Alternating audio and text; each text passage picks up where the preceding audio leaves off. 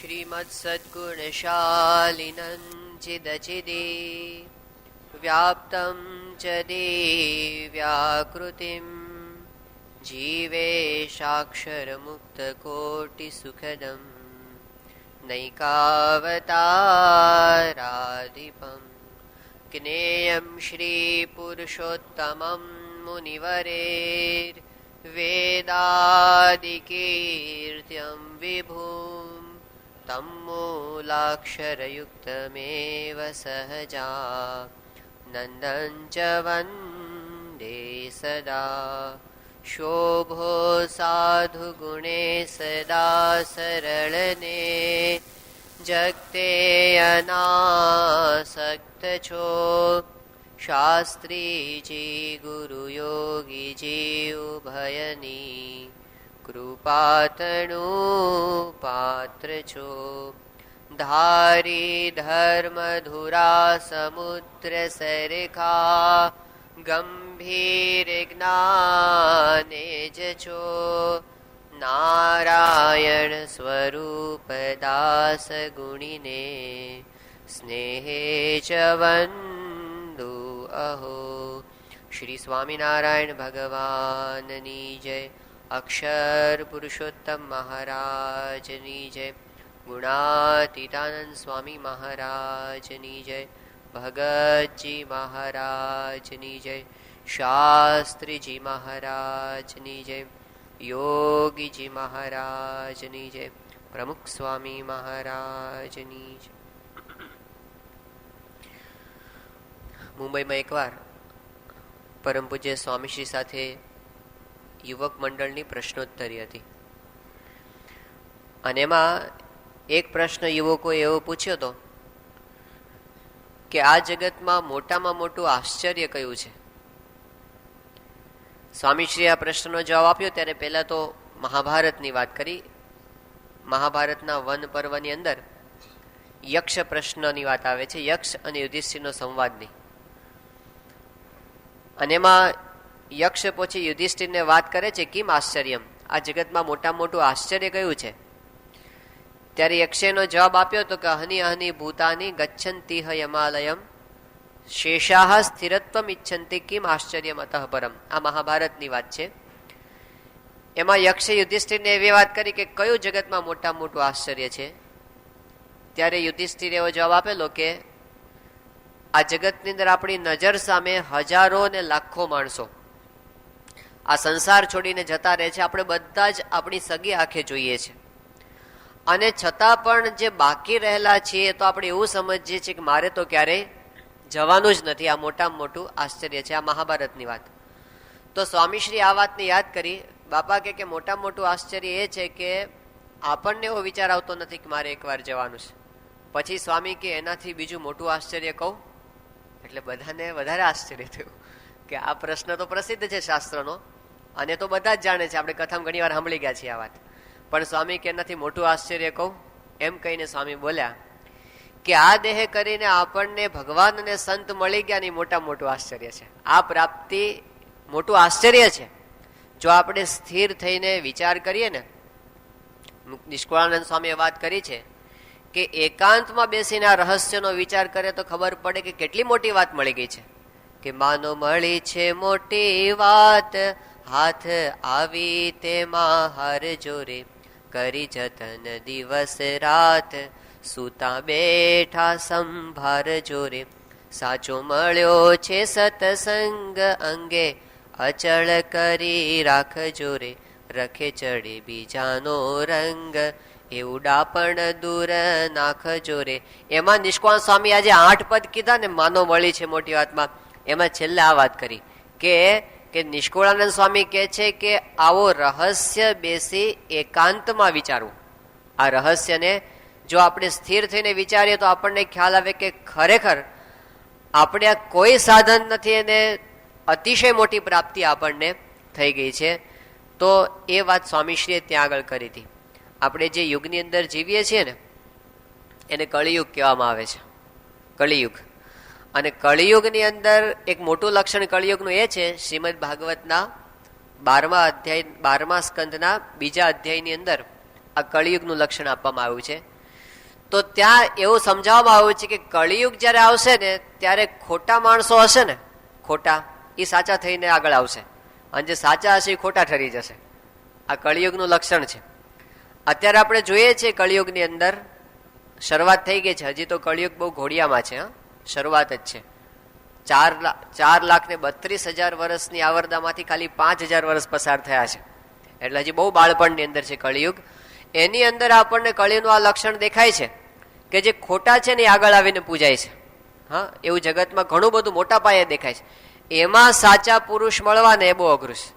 સારા માણસને સાચા માણસ મળી જાય કેટલું અઘરું. 1935-36ની સાલની વાત છે.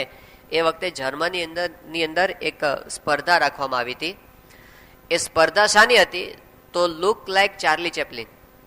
એ વખતે ચાર્લી ચેપ્લિન બહુ પ્રસિદ્ધ થયો હતો, એટલે એના જેવા દેખાવાની સ્પર્ધા, એટલે એના જેવી એક્ટિંગ કરવાની. અને દુનિયાના બહુ સારા સારા કલાકારો એની અંદર ભાગ લીધો હતો. હવે બનવા જોગ એવું બન્યું કે ચાર્લી ચેપ્લિને પોતે પણ એમાં ભાગ લીધો. લુક લાઈક ચાર્લી ચેપ્લિનમાં એને પોતે પણ ભાગ લીધો. અને જ્યારે પરિણામ આવ્યું ને ત્યારે ઓરિજિનલ ચાર્લી ચેપ્લિનનો 6ઠ્ઠો નંબર આવ્યો. પેલા નકલી 5 આગળ નીકળી ગયા અને પેલાનો 6ઠ્ઠો નંબર. હવે આ જમાનામાં આપણે જીવીએ છીએ કે જેમાં સાચો હોય ને પાછળ જતો રહે, અને એના જેવી કોપી કરનાર છે ને એ આગળ આવી જાય.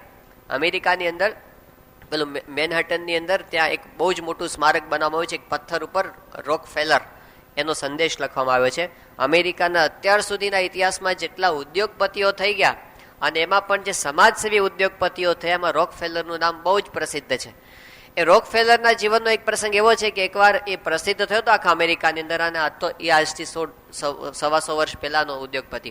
એ વખતે આટલું બધું મીડિયાનું ચલણ નહીં, એટલે બધા રોક ફેલરને નામથી ઓળખતા હોય પણ કોઈને ખબર ન હોય કે રોક ફેલર કેવો છે, એ કોઈ ઓળખતા હોય નહીં.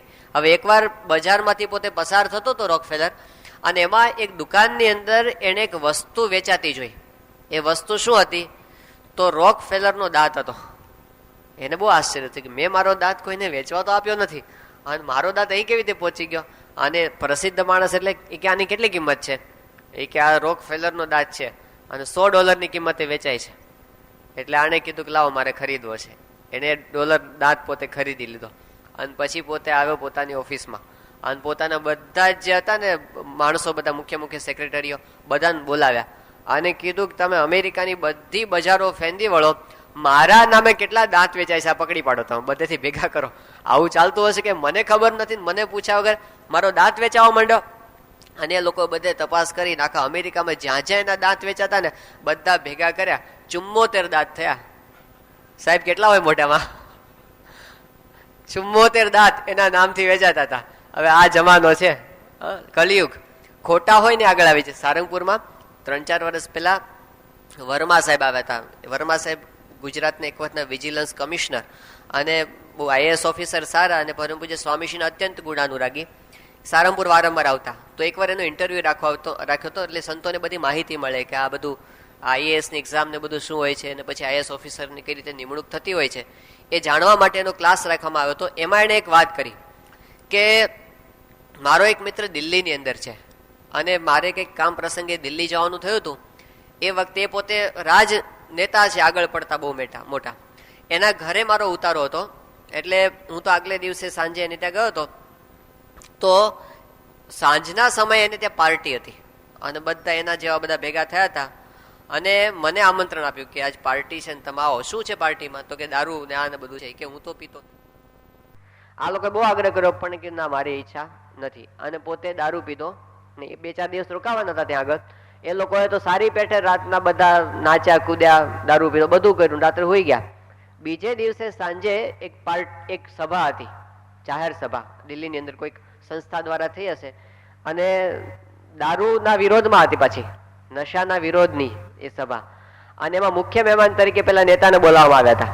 બહુ જ સારું પ્રવચન આપ્યું ત્યાં આગળ. અને બીજે દિવસે છાપામાં એને કીધું, હું મારી નજર સામે જોઉં છું કે છાપામાં પહેલા પાના પર એનો મોટો ફોટો, અને કે દારૂમાં કેટલા નુકસાન છે એના વિશે બહુ જ સુંદર છણાવટ કરતા ફલાણા નેતા. હવે કે મારી નજર સામે એને પીધેલો છે, અને બીજે દિવસે છાપામાં એનો ફોટો આવે છે. અને શું કહેવાય? કળિયુગ. રાજીવ દીક્ષિત બહુ સારા એક વક્તા છે, રાષ્ટ્રીય વક્તા છે પોતે, અને પોતે રાષ્ટ્રની અસ્મિતાની ઘણી વાત કરે છે. એને પોતે એક વાત કરીશ કે મારા કાકા છે ને તે મધ્યપ્રદેશની અંદર પોલીસની અંદર આગળ પડતા બહુ મોટી પોસ્ટ ઉપર છે, કે ડીએસપી કે એવું કઈ છે. તો એને વાત કરી કે જયારે ડાકુ રાણી પેલી ફૂલન દેવી એ જયારે ડાકુ હતી ને ત્યારે મારા કાકા એનું વોરંટ લઈને એને પકડવા માટે ફરતા હતા. પણ કે જો આપણી બલિહારી આપણી રાજકારણની કે એ જ ફૂલન દેવી અત્યારે એ જયારે વાત કરતા હતા ને ત્યારે કે ફૂલન દેવી અત્યારે મિનિસ્ટર થયા છે અને મારા કાકા છે ને હવે એની સિક્યુરિટીમાં એને આગળ ફરે છે. જે એને પકડવા ફરતા હતા એની સિક્યુરિટીમાં આગળ ફરે છે. આપણે જોઈએ છીએ કે જે લોકો જાહેર ગુંડા છે, જાહેર બધાને ખબર છે, એ લોકો આગળ આવે છે કે નહીં? એ લોકો પાસે બધા એની જય બોલાવી પડે છે કે નહીં? આજના જમાનાની અંદર એનું ચાલે છે કે નહીં? તો આવા જમાનાની અંદર આપણે જીવીએ છીએ. એમાં એક સારો નોકર મળવો ને પ્રામાણિક સંપૂર્ણપણે અઘરું છે. સારો ડ્રાઈવર મળવો ને એ અઘરો છે. સારો ધંધામાં પાર્ટનર મળવો જે આપણું બધું ઊંધું ન મારે અઘરો છે. સારો જમાઈ મળવો ને એ તો બધાને બહુ અઘરું લાગે છે, કે બહુ ટેન્શન મોટું હોય છે એનું. એમાં સારા ગુરુ મળી જવા એ કઈ સામાન્ય વાત નથી. એ લોકોમાં તો ગુરુનું આખું તંત્ર એવું છે ને કે એની અંદર જેટલો દેખાવ કરવો હોય ને એટલો બધો થઈ શકે. એની અંદર આપણે કઈ શાસ્ત્ર વાંચવા નહોતા ગયા કે આવા સંતના લક્ષણ કહેવાય અને એવા સંતના લક્ષણ જ્યાં જ્યાં દેખાય તે આપણે શોધવા નીકળાવે હાથમાં દીવો લઈને, એવું આપણે કઈ કર્યું નથી. આ તો ભગવાનની કૃપા. મીરાબાઈએ બહુ સરસ વાત કરી કે ભગવાનની જયારે કૃપા થાય ને ત્યારે ગુરુની પ્રાપ્તિ થાય છે. એમણે વાત કરી કે હરિ મિલન સે કઠિન હે મીરા અપના સદગુરુ પાના. એને તો એવી વાત કરી કે ભગવાન મળવા કરતા કઠણ છે સાચા સદગુરુ મળવા. હરિ મિલન સે કઠિન હે મીરા અપના સદગુરુ પાના, હરિ કરુણા સે ખુલે જો નૈના તો મેં ગુરુ પહેચાના. આપણે કેવી રીતે ઓળખી શક્યા? ભગવાનની કરુણાથી આપણી આંખ ખુલી અને આપણને કઈક ઓળખાણ થઈ. પછી કે છે કે મેં અનાથ ગુરુનાથ હમારો, મેં અનાથ ગુરુનાથ હમારો, ગુરુ મેરો સંગ સહાઈ, હરિ મિલાયો ગુરુ મુझे, ગુરુ હરિ કી શરણ લગાઈ. શું કીધું એને? કે ભગવાને મને ગુરુ પ્રાપ્ત કરી આપ્યા અને ગુરુ મને ભગવાનના ચરણારવિંદ સુધી લઈ ગયા. તો ભગવાનની પરમ કૃપા થાય ને ત્યારે આપણને આ ગુરુની પ્રાપ્તિ થાય છે. બહુ જ મોટી કૃપા આપણા પર થઈ છે. તો એમણે આપણને આવા ગુરુ આપ્યા અને એ ગુરુ પાછા આપણી સાથે આપણા જેવા થઈને રહ્યા. આજ આપણે વાત આ કરવાના છીએ કે આવ્યા તો ખરા. સ્વામીશ્રી મોટા છે તો આપણે જાણ્યું કે કેટલા મોટા છે કે જેની કલ્પના ન થઈ શકે. મહારે મુનિના ધ્યાનમાં ના આવે એટલા બધા મોટા છે. એમની આધ્યાત્મિક ઊંચાઈ એટલી મોટી છે. પણ મોટી વસ્તુ તો શું છે એના કરતા કે એ આપણા થયા છે. દુનિયામાં મોટા તો ઘણા હશે બીજા. બિલ ગેટ્સ મોટો હોય તો એના ઘરનો, આપણે શું? અમેરિકાના પ્રમુખ મોટા હોય તો એના ઘરના, આપણે શું લેવા દેવા? પણ જે આપણા થયા છે એની સાથે આપણે કંઈક લેવા દેવા છે ને. સ્વામીશ્રી તો આટલા મોટા છે પણ એ આપણા છે અને એટલા માટે આપણે ખાટી ગયા છીએ. જેમ જનમંગલ નામાવલીમાં 108 નામ છે, સરમંગલ નામાવલીમાં 1008 નામ છે. વળી કોક પાછા એમ પણ કહે છે કે હરિ તારા નામ 1000, કયે નામે લખવી કંકોત્રી. તો કેટલાક એમ કે છે, રામાનુજાચાર્ય એવું કીધું કે નામ માત્ર ભગવાનના છે, જે બોલો ને નામ એનો અર્થ ભગવાન થાય છે. આવા તો અનંત નામ. પણ એની અંદર સૌથી પ્રિય નામ આપણા માટે કયું છે? કે ભગવાન કેવા છે? ભક્ત વત્સલ, ભક્ત વત્સલાય નમઃ. એ આપણા છે ને એટલા માટે આપણે ખાટી ગયા છીએ. તો એને આપણને પોતાના માન્યા છે. એ એમને આપણા ઉપર બહુ જ મોટી કરુણા. શોધ્યા વગર આપણને એવા સદગુરુ પ્રાપ્ત થઈ ગયા અને એણે આપણને પોતાના બનાવ્યા. સ્વામીશ્રી જ્યારે 1994 સાલમાં અમેરિકા પધાર્યા હતા, લંડનથી અમેરિકા જે દિવસે ઉતર્યા ને એ જ દિવસે ત્યાં આગળ લોસ એન્જલસથી હરિભક્તો આવ્યા હતા, ખાસ દર્શન કરવા માટે જ, બીજો કોઈ હેતુ નહીં કે બાપા અમેરિકામાં પધારે છે તો આપણે સ્વામીશ્રીના દર્શન કરવા માટે ન્યુયોર્ક જઈએ. પણ ન્યુયોર્ક આવ્યા ક્યાંથી? એલેથી ન્યુયોર્ક, એટલે અમેરિકાના પશ્ચિમ છેડાથી પૂર્વ છેડા સુધી આવ્યા. 1000 કિલોમીટર થાય. આમ પ્લેનની અંદર 6 કલાક થાય. એટલે દૂરથી ખાલી બાપાના દર્શન કરીને તરત પાછા જતા રહેવાના હતા. એટલે સ્વામીશ્રી પાસે વિવેક સાગર સ્વામીએ વાત કરી. બાપા જમતા હતા ને ત્યારે કે બાપા હરિભક્તો એની શ્રદ્ધા કેટલી કહેવાય, એનો દાખલો કેટલો બધો કહેવાય કે એ લોકો દર્શન કરવા માટે ઠેઠ એલેથી અહીંયા સુધી આવ્યા. સ્વામીશ્રી કે આપણી કેટલી બધી શ્રદ્ધા, આપણે અક્ષરધામમાંથી આવ્યા. ક્વચિત બોલી જાય છે, કાયમ બોલતા નથી. પણ એમણે જે દાખલો કર્યો છે ને એ જેટલે દૂરથી આવ્યા છે એટલા દૂરથી તો આપણે ક્યારેય ગયા હોતા નથી. તો એ આપણા માટે આટલા બધા દૂરથી આવ્યા છે અને આપણા જેવા થયા છે. શ્રીજી મહારાજ જે બ્રહ્માનંદ સ્વામીને જયારે વાત કરી, મુક્તાનંદ સ્વામી બ્રહ્માનંદ સ્વામી ભણતા હતા, મહારાજ કે દેશમાં સત્સંગ કેવો થયો છે? કે મહારાજ દેશમાં સત્સંગ તો ખરેખરો થયો છે. એટલે મહારાજે કીધું કે તમે કેવા સત્સંગી થયા છો? કે મહારાજ અમે તો ખરેખરા સત્સંગી થયા છીએ. ત્યારે મહારાજે કીધું કે તમે તો હજી ગુણબુદ્ધિ વાળા સત્સંગી છો. અમારા ખરેખરા સત્સંગી તો પર્વતભાઈ ને ગોરધનભાઈ છે. ત્યારે એ વખતે બ્રહ્માનંદ સ્વામી કીધું કેમ મહારાજ એવી રીતે? કે મહારાજ કે ત્રણેય અવસ્થામાં મારી મૂર્તિને અખંડ દેખે છે. પછી બ્રહ્માનંદ સ્વામીએ કીધું, મુક્તાનંદ સ્વામીએ કીધું કે મહારાજ એવા સત્સંગી કેવી રીતે થવાય? ત્યારે મહારાજ એવું બોલ્યા કે અક્ષરરૂપ પોતાના આત્માને માનીને અખંડ અમારી મૂર્તિનું ચિંતન કરો તો તમે એવા સત્સંગી થાઓ. એ વખતે બ્રહ્માનંદ સ્વામી બોલ્યા હાથ જોડીને કે મહારાજ કૃપા કરો તો એવા સત્સંગી થવાય. એ વખતે મહારાજ બોલ્યા બ્રહ્માનંદ સ્વામીને કીધું કે બ્રહ્માનંદ સ્વામી અમે અક્ષરધામના અધિપતિ છીએ, પૂર્ણ પુરુષોત્તમ નારાયણ છીએ. અમે અક્ષરધામમાંથી આ લોકમાં આવ્યા છીએ અને અહીં આવતા આવતા વચ્ચે અનંત લોક આવ્યા. એ કોઈ લોકમાં અમે ક્યાંય રહ્યા નથી, સીધા અહીં આવ્યા અને તમારી સાથે રહ્યા, તમારી જેવા થઈને રહ્યા, તમારી સાથે હેત કરીએ છીએ, તમને નામ દઈને બોલાવીએ છીએ, તમારા સ્વભાવ પણ સહન કરતા હઈશું અમે. તો હવે આનાથી વધારે કેટલી કૃપા તમારે જોઈએ છે?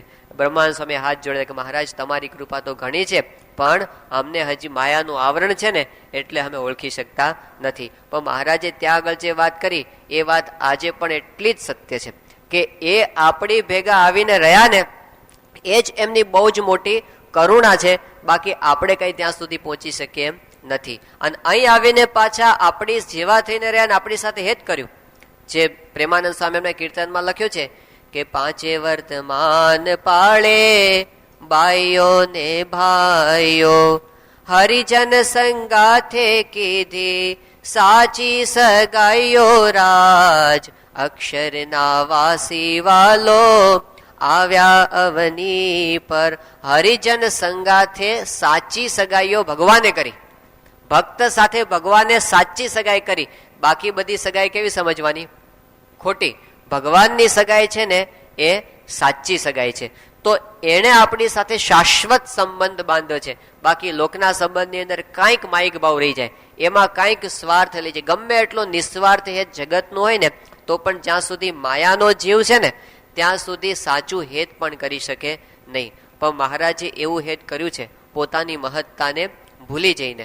મહારાજ ત્યાં આપણે હરિભક્ત હતા, બાઈ હરિભગત લોયાની અંદર, અને હેતબા નામ હતું એનું.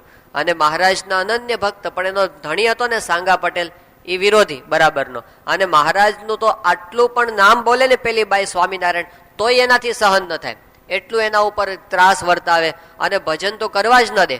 પેલી બાઈ પોતે છાની છાની ભજન કરી લે અને એને બહુ થયા કરે કે મહારાજ મારા ધણીને સત્સંગ કરાવે તો સારું. હવે મહારાજ પોતે એકવાર ત્યાં આગળ પધાર્યા લોયા ગામની અંદર, અને પેલી બાઈ હતી ને એ સવારે ભાત દેવા માટે જતી હતી સાંગા પટેલને, અને રસ્તામાં મહારાજ મળ્યા સામા સંઘ સાથે. એટલે મહારાજે હેતબાને જોયા. મહારાજ કે ક્યાં જાઓ છો તમે? કે વાડીએ ભાત દેવા જાઉં છું. મહારાજ કે અમને તો ભૂખ લાગી છે, તમે તમારી ઘરે જમવા આવતા હતા. તો પેલી બાઈ હવે શું વિચારે, એટલે કીધું મહારાજ તમે મારે ઘરે પધારો, ભલે ધણીનું તો જે થવું એ થાય, હાલો મારી હારે, મારા આવા ભાગે ક્યાંથી. એ પોતાની ઘરે લઈ ગઈ. મહારાજ કે પેલો પણ ભૂખ્યો રહેશે બિચારો?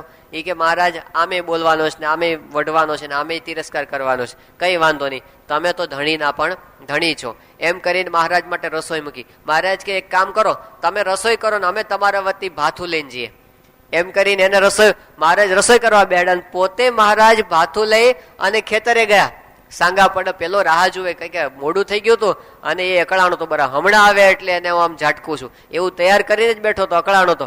અને એમાં એને આશ્ચર્યનો પાર નહીં કે સ્વામિનારાયણ આવ્યા ભાથું લઈને.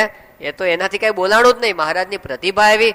એટલે એને કીધું તમે કેમ આવ્યા અહીં આગળ? એટલે મહારાજે કીધું કે આજે અમને થયું કે ચલો સાંગા પટેલને મળતા આવીએ અને તમારું ભાથું હતું તો હું લઈ આવ્યો અહીં આગળ. એમ કરીને વાત કરી કે તમે જમો, અત્યારે ભૂખ્યા થયા હશો.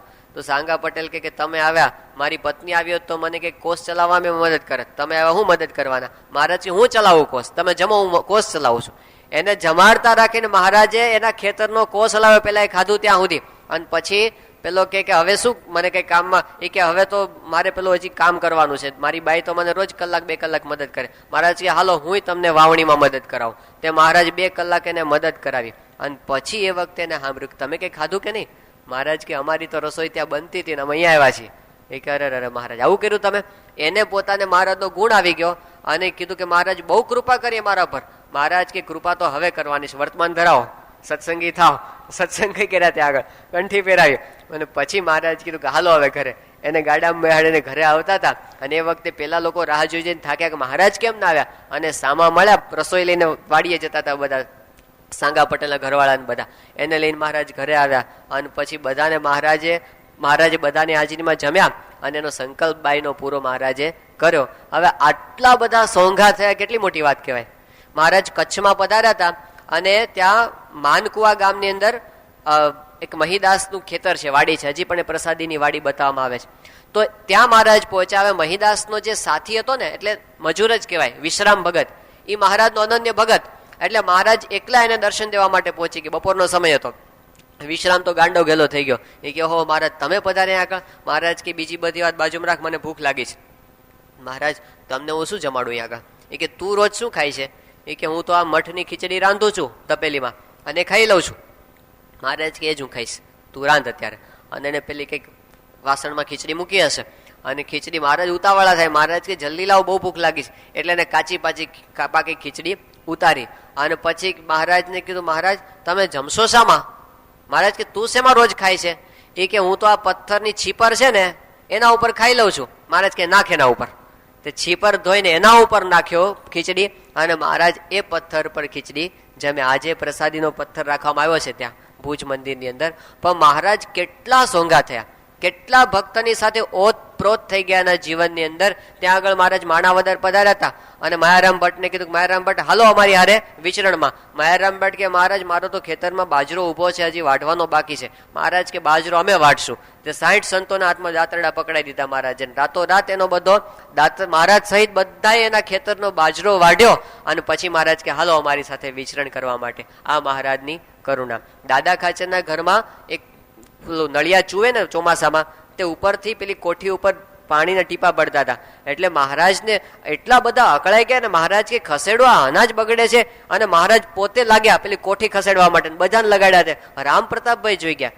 એ કે આ ઘનશ્યામ નાનો હતો ત્યારે ઘરમાં કઈ નહોતો કરતો અને આ દરબારો કાઠી દરબારોનું આટલું બધું કામ કરે છે.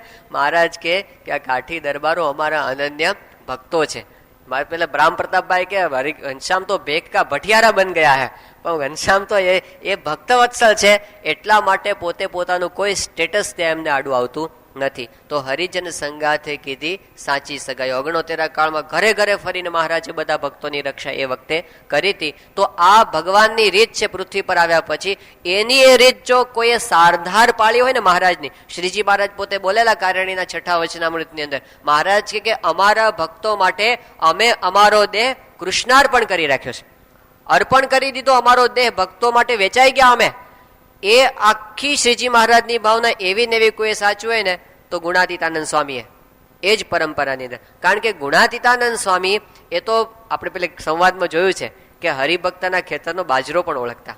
એને એ પણ ખબર પડે કે આ બાજરો કયા ભક્ત કેટલા ત્યાગી હતા અને મહાત્યાગી હતા, બૃહદ વૈરાગ્ય વાળા હતા. આ જગત તો એની નજરમાં જ ના આવે એટલી ઉચ્ચ આધ્યાત્મિક સ્થિતિ વાળા હતા. પણ હરિભક્તના ખેતરનો બાજરો ઓળખે એ હરિભક્ત સાથે કેટલી આત્મીયતા એમને કેળવી છે, એના વ્યવહારમાં કેટલા બધા ઓતપ્રોત થયા છે. બોટાદના જ હરિભક્તો જન્માષ્ટમીના સમયે ગયા હતા ત્યાં હાલતા હાલતા અને વરસાદ બહુ હતો અને પલળતા આવ્યા તો ગુણાતીતાનંદ સ્વામી રાહ જોતા હતા ખેત પેલી પોસરી પર ઉભા હરિભક્તો હમણાં આવશે. આટલે દૂરથી લાંબો પંથ કરીને આવ્યા અને બધાના કપડા ભીંજાઈ ગયા હતા.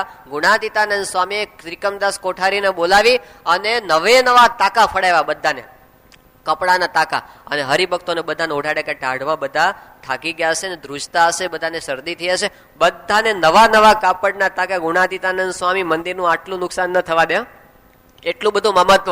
આમ પેલો 1 પૈસા માટે પેલા ભગતજી મહારાજ ને 6 મહિના મુંડન કરાવરાયું. કારણ કે પેલા વાળંદે 1 પૈસો ભાવ વધાર્યો હતો. ગુણાતીત સ્વામી કે તું એક પૈસો તને શું કામ વધારે આપીએ, આ ભગતજી મુંડન કરશે 6 મહિના સુધી અને ચલાવ્યું હતું. તો આટલું બધું મંદિરનું મહત્વ, પણ હરિભક્તોને મહારાજ સ્વામીએ જોયું કે આ બિચારા ભીંજાઈને આવ્યા છે, ટાંકા ફડાવી નાખ્યા. અને પછી કે જન્માષ્ટમીનો ઉપવાસ, આજે મારો એને ગોળી અને બધાને રોટલા ખવડાવ્યા. ગુણાતીત સ્વામીએ ઉપવાસ દિવસે ફરાળ નહીં પણ પાક્કું, રાજગરો નહીં પણ બાજગરો, એમને એ વખતે જમાડીને બધા હરિભક્તોને સ્વામીએ એ વખતે સેવા કરેલી. ગુણાતીતાનંદ સ્વામી જે દિવસે અક્ષરધામમાં જવાના હતા એ દિવસે, ધામમાં જવાના છેલ્લા 5 કલાક બાકી છે એ વખતે સ્વામીએ પોતાના જીવનની છેલ્લી પધરામણી કરી છે. હરિભક્તે કીધું કે સ્વામી કાલ સવારે આવજો પધરામણી. સ્વામી કે કાલ કોને જોઈશ, હાલ અત્યારે. અને સ્વામી એ દિવસે છેલ્લી પધરામણી કરી ગોંડલમાં અને આવીને બેઠા. અને આપણે થાંભલો પ્રસાદીનો જોઈએ છે જૂના મંદિરમાં, ત્યાં બેસીને સ્વામી પોતે ધામની અંદર પધાર્યા. તો છેલ્લા શ્વાસ સુધી ભક્તોના જીવન સાથે ઓતપ્રોત આપણને દેખાય ને તો ગુણાતીત છે. ગુણાતીતાનંદ સ્વામી અમદાવાદ પધાર્યા હતા અને અમદાવાદમાં પેલું હવેલી છે, દરવાજા ઉપરની હવેલી, ત્યાં સ્વામીનો ઉતારો હતો. સ્વામીને ગુણાતીતાનંદ સ્વામીની બાજુમાં પવિત્રાનંદ સ્વામીનું આસન હતું. અને ગુણાતીતાનંદ સ્વામીની તો રીત જ એવી, તે હરિભક્તોનો પ્રવાહ ચાલુ ને ચાલુ જ રહે. સ્વામી પાસે એક જઈને બીજો મળવા, બીજો જઈને ત્રીજો મળવા આવે. તે પવિત્રાનંદ સ્વામી હલકાઈ ગયા, લાકડી પછાડી એના સેવકને કે આ ભીડો ગુણાતીત સહન કરે, આપણાથી સહન ન થાય, હાલ આપણું આસન બીજે લઈ જઈએ. એમ કરીને ત્યાંથી આસન એમને ઉઠાવી અને બીજે જતા રહ્યા. એ કે અહીં આપણને ફાવશે નહીં. અને ગુણાતીત તો માણસુડા, એમને તો રહેવાય નહીં. એમને તો ભક્તો સાથે એટલો બધો સંબંધ બાંધેલો, એમના વિના એનાથી રહેવાય નહીં. સ્વામીશ્રી ત્યાં ગોંડલમાં હતા ને એટલે એકવાર નારાયણ મુનિ સ્વામીએ કીધું કે તમારે તો પ્રવૃત્તિ ચાલુ ને ચાલુ જ રહેશે. આ બધા પત્રો ન હોય તો પધરામણી ન હોય તો મુલાકાત ન હોય તો ફોન, આવું બધું ચાલુ ને ચાલુ રહે છે. તો કોક વખત એવું બને કે કાંઈ ન હોય, પધરામણી પણ ન હોય, પછી પત્રલેખન પણ ન હોય, મુલાકાત પણ ન હોય, ફોન પણ ન હોય, કશું ના હોય, તો શું કરો તમે? સ્વામી કહે કે એવું કાંઈ ન હોય ને તમે નવું ઊભું કરીએ, રેવાય નહીં એમનાથી. સ્વામી કે હવે પાછું નવું કાંઈક કરીને ઊભું કરી અને કરે છે, એમનાથી રહેવાતું નથી. તો એ પોતે આપણા માટે આવ્યા છે અને આપણી સાથે એવો સંબંધ એમણે બાંધ્યો છે, એ એમની સૌથી મોટી વિશેષતા છે. બાકી એમની સ્થિતિ તો એવી છે, જગતથી અત્યંત વિરક્ત, અત્યંત અસંગી, અત્યંત પોતે ભગવાનની અંદર લીન રહેનારા, એને આપણી સાથે ક્યાંથી ફાવે? ગુણાતીતાનંદ સ્વામી એમની વાતોમાં કીધું છે કે કુસંગીમાં અને સત્સંગીમાં જેટલો ફેર છે એટલો સાધારણ અને એકાંતિકમાં ફેર છે. કુસંગીમાં અને સત્સંગીમાં જેટલો ફેર છે એટલો ફેર સાધારણ ભક્તની અંદર અને એકાંતિક ભક્તની અંદર છે. હવે આપણે બધા ટ્રેનમાં મુસાફરી કરતા હોય, મુંબઈ જવાનું હોય, બાંદ્રાવાળીમાં બેઠા હોય અહીંથી, અને રસ્તાની અંદર આપણા જ કમ્પાર્ટમેન્ટમાં સામે 4 દારૂડી આવી ગયા હોય, હા, દારૂ પીવે, ગાળો બોલે, પછી માંસાહાર કરે, બીડીઓ ફૂકે, ખાલી 8 કલાક પસાર કરવાનો હોય, 10 કલાક, તો કેવા ત્રાસી જઈએ આપણે કે આ અહીં ક્યાં જગ્યા આવી ગઈ? આપણને ફાવે ખરું એની હારે? આપણે સત્સંગી થયા, કુસંગી હારે આપણે બેસી નથી શકતા. સ્વામી કે આપણામાં સ્વામીમાં એટલો જ ફેર છે, એટલો જ. એ આપણી સાથે કેમ બેસી શકે?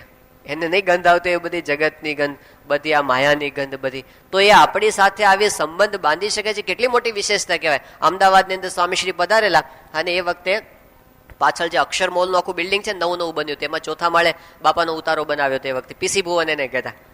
એ વખતે પુરુષોત્તમ ચરણ સ્વામીએ આખું એનું બધું આયોજન કર્યું હતું એ મકાન બનાવવાનું, એટલે બધા એને પીસી ભુવન કહેતા. એટલે પહેલા દિવસે બાપા એમાં ઉતર્યા. બીજે દિવસે જયારે સભામાંથી ઉતારા તરફ જતા હતા એ વખતે એક સંતે પૂછ્યું કે સ્વામી આ પીસી ભુવન કેવું લાગ્યું તમને? એ વખતે સંસ્થામાં સારામાં સારું બિલ્ડિંગ એ હતું આખી સંસ્થામાં. એટલે સ્વામીને પૂછ્યું કે સ્વામી પીસી ભુવન તમને કેવું લાગ્યું? તો સ્વામી કહે કે અમે તો એમાં રહેતા જ નથી, અમે તો અક્ષરધામમાં જ રહીએ છીએ, આ બિલ્ડિંગમાં અમે રહેતા નથી. તો એમની જે સ્થિતિ પ્રમાણે તો નિરંતર અક્ષરધામમાં જ છે.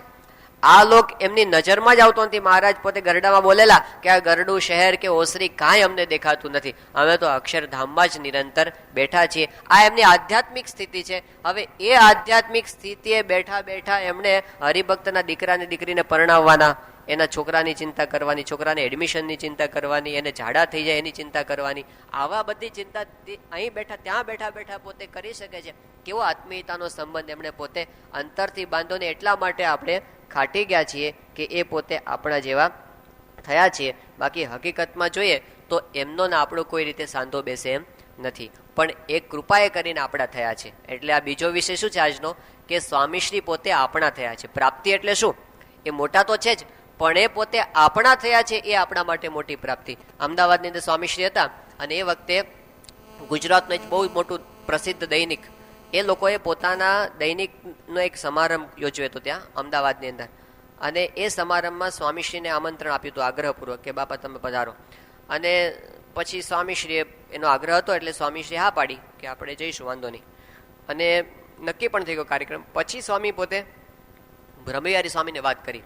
સભા પછી લિફ્ટમાં ઉપર જતા હતા ને, સ્વામી કે આપણે આને હાથો પાડી છે, આપણે એના કાર્યક્રમમાં જઈશું ને એ બધી.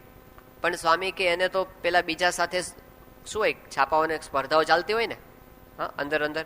સ્વામી કે એને અંદર અંદર કોમ્પિટિશન એવું બધું હોય છે. તો સ્વામી કે આપણે આને ત્યાં જઈશું તો આને ખોટું નહીં લાગે.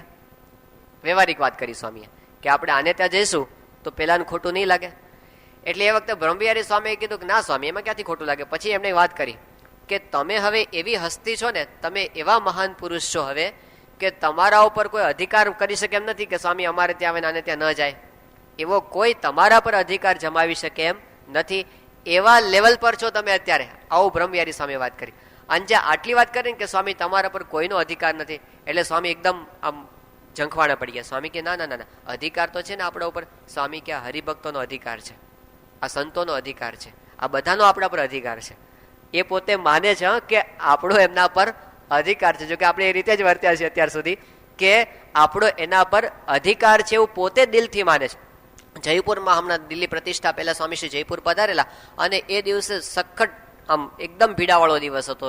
સમયના દિવસો હતા, એ મુલાકાતો ખૂબ હતી, ફોન પણ ખૂબ આવે એ દિવસે જ વધારે ફોન આવ્યા. એટલે રાત્રે સ્વામી આરામમાં જવા માટે ઉઠ્યા ને એ વખતે બ્રહ્મવિહારી સ્વામી એ વખતે પણ વાત કરી કે સ્વામી હવે આપણે ફિક્સ કરી દઈએ કે તમારે છે ને દિવસમાં 10 જ ફોન ઉપાડવાના. દિવસમાં 10 જ ફોન થાય એના ઉપર જ વાત કરવાની, વધારે નહીં કરવાની. એટલે સ્વામી એકદમ હસવા માંડ્યા. સ્વામી કે તમારા પણ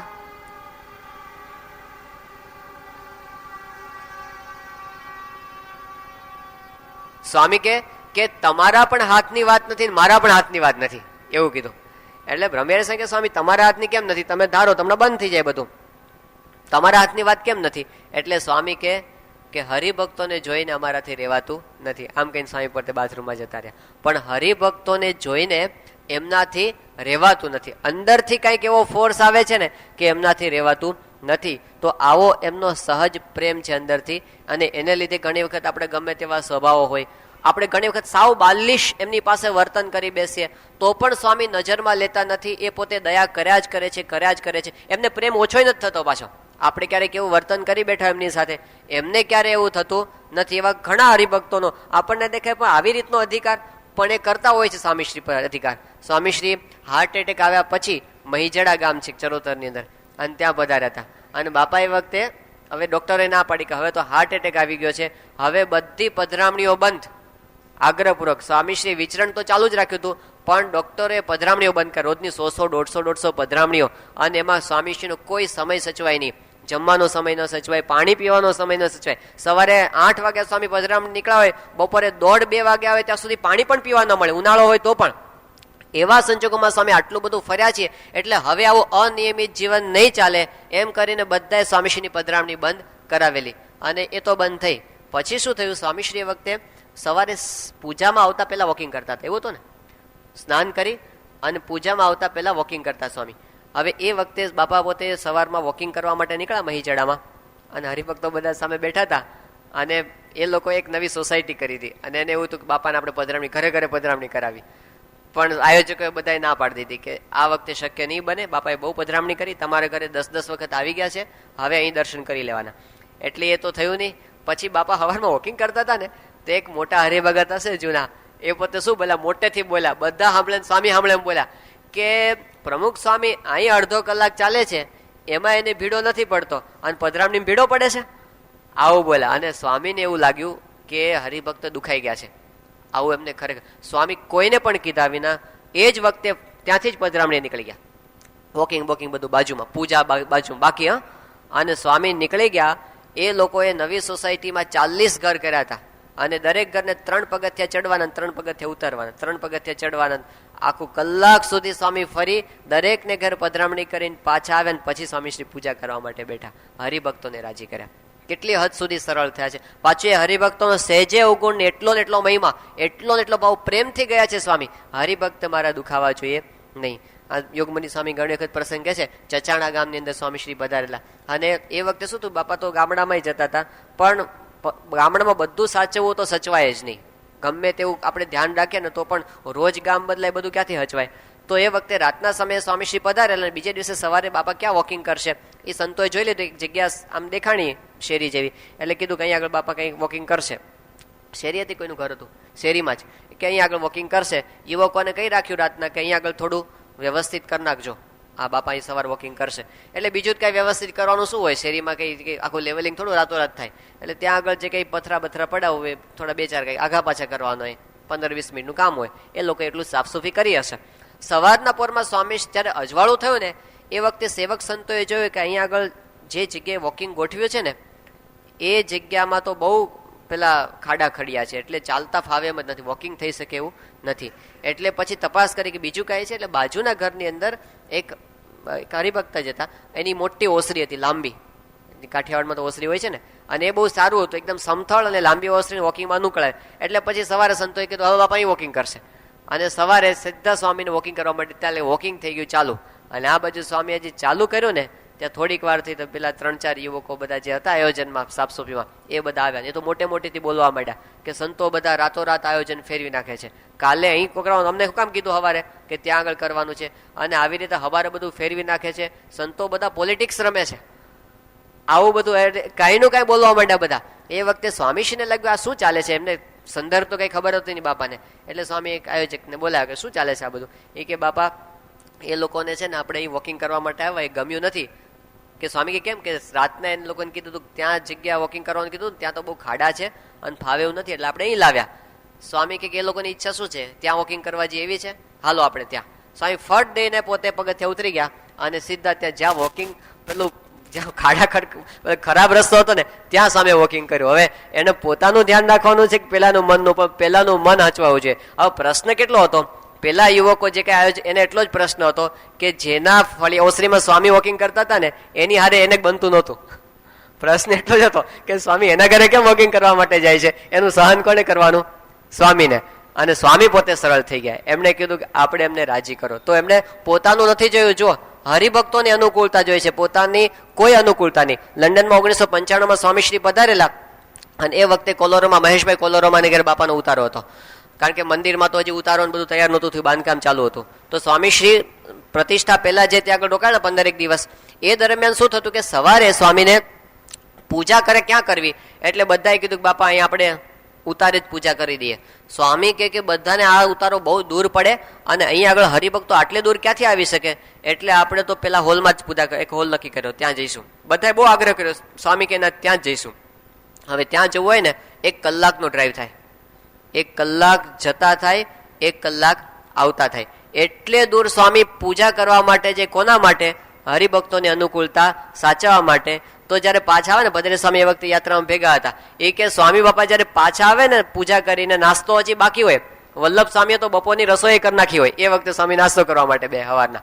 આવા ટાઈમ આડે ધડ બધા વિચરણો એ વખતે ગોઠવાતા, પણ ગોઠવાના પછી પણ સ્વામી પહેલી અનુકૂળતા આ વિચારે. સારંગપુરમાં સ્વામી 1996ની સાલમાં બીમાર પડ્યા, એ વખતે પણ સ્વામી કઈ બીજાની અનુકૂળતા વિચારતા હોય છે. તે રાતના સ્વામી બહુ ઓછું છે, લોકોને ખબર પડી ગઈ કે સ્વામીને અત્યારે કંઈક અનુકૂળ નથી કઈ, પણ એ વખતે પણ સંતોના પ્રવચન હતા તો સ્વામીએ પોતે 20-25 મિનિટ સુધી બહુ બળની વાતો કરી, અને જેવા સંતો બહાર નીકળ્યા એવા સ્વામી ઢીલા પડી ગયા, ઠંડી ચડી એકદમ, અને બાપાને તાવ, ટેમ્પરેચર ચડી ગયો, અને અંદર રૂમમાં લઈ ગયા. હરિજયંતિ પહેલાના દિવસો હતા અને દાનાની સાહેબ હાજર હતા એ વખતે, તો સાહેબ પોતે જોવા માટે અંદર ગયા બધું સ્વામીને માપવા માટે. તો એ વખતે પેલું હીટર ચાલુ હતું, સ્વામીને ઠંડી વાતી હતી ને, તો દાનાની સાહેબ ચેક કરતા હતા ને, સ્વામી કે સાહેબને જો ટાઢું એટલે ગરમ લાગતું હોય ને તો હીટર બંધ કરી દો, હમણાં એમને ગરમી લાગશે. તો પછી સેવકોએ કીધું બાપા બીમાર તમે છો, અત્યારે તમારું સાચવવાનું હોય, પણ એમાંય વિચાર શું આવે કે આમને અનુકૂળ છે ને બધું બીજાને અનુકૂળતા વિચારે. પછી શું થયું, સ્વામીભાઈ એ વખતે તો વોકિંગ તો બંધ હોય એ દિવસોની અંદર, અને આરામના સમયો બધા બદલાઈ જાય. તે એક દિવસ સ્વામી વહેલા ઉઠી ગયા સવારે, અને પરવારીને સ્વામી પોતે 6:30-6:45 તૈયાર થઈ ગયા, નાહી ધોઈને અંદર, અને પૂજા કરવા માટે બહાર જવાનું હતું. સ્વામી કહે કે અત્યારે જો આપણે પૂજા કરવા જઈશું ને તો બહાર બધાનું ટાઈમ ટેબલ બગડી જશે, એટલે પોતે બીજાને અનુકૂળ સાચવવા માટે શું કર્યું, 6:45 તૈયાર થઈ ગયા છતાં પણ 1.5 કલાક રૂમમાં બેઠા બેઠા પત્ર લેખન કર્યું, અને પછી 7:30 પાછી બહાર પોતે બીજાના ટાઈમ સાચવવા માટે એ રીતે પૂજા કરવા માટે આવ્યા. તો હંમેશા બીજાનું સાચવવાની અંદર જ એમની વૃત્તિ રહી છે. આ એમનો પ્રેમ છે. એ આપણા માટે જે ઘસાયા છે એમના તો ગ્રંથો બનાવ્યા ને તો પણ ઓછા છે. પણ જે આત્મીયતાનો સંબંધ એને ઘસાતે એવું લાગતું નથી. જેમ સંતો પેલું દ્રષ્ટાંત નથી આપતા કે એક છોકરી હતી અને નાની 10 જ વર્ષની હતી, પણ એ પોતાનો ભાઈ હતો.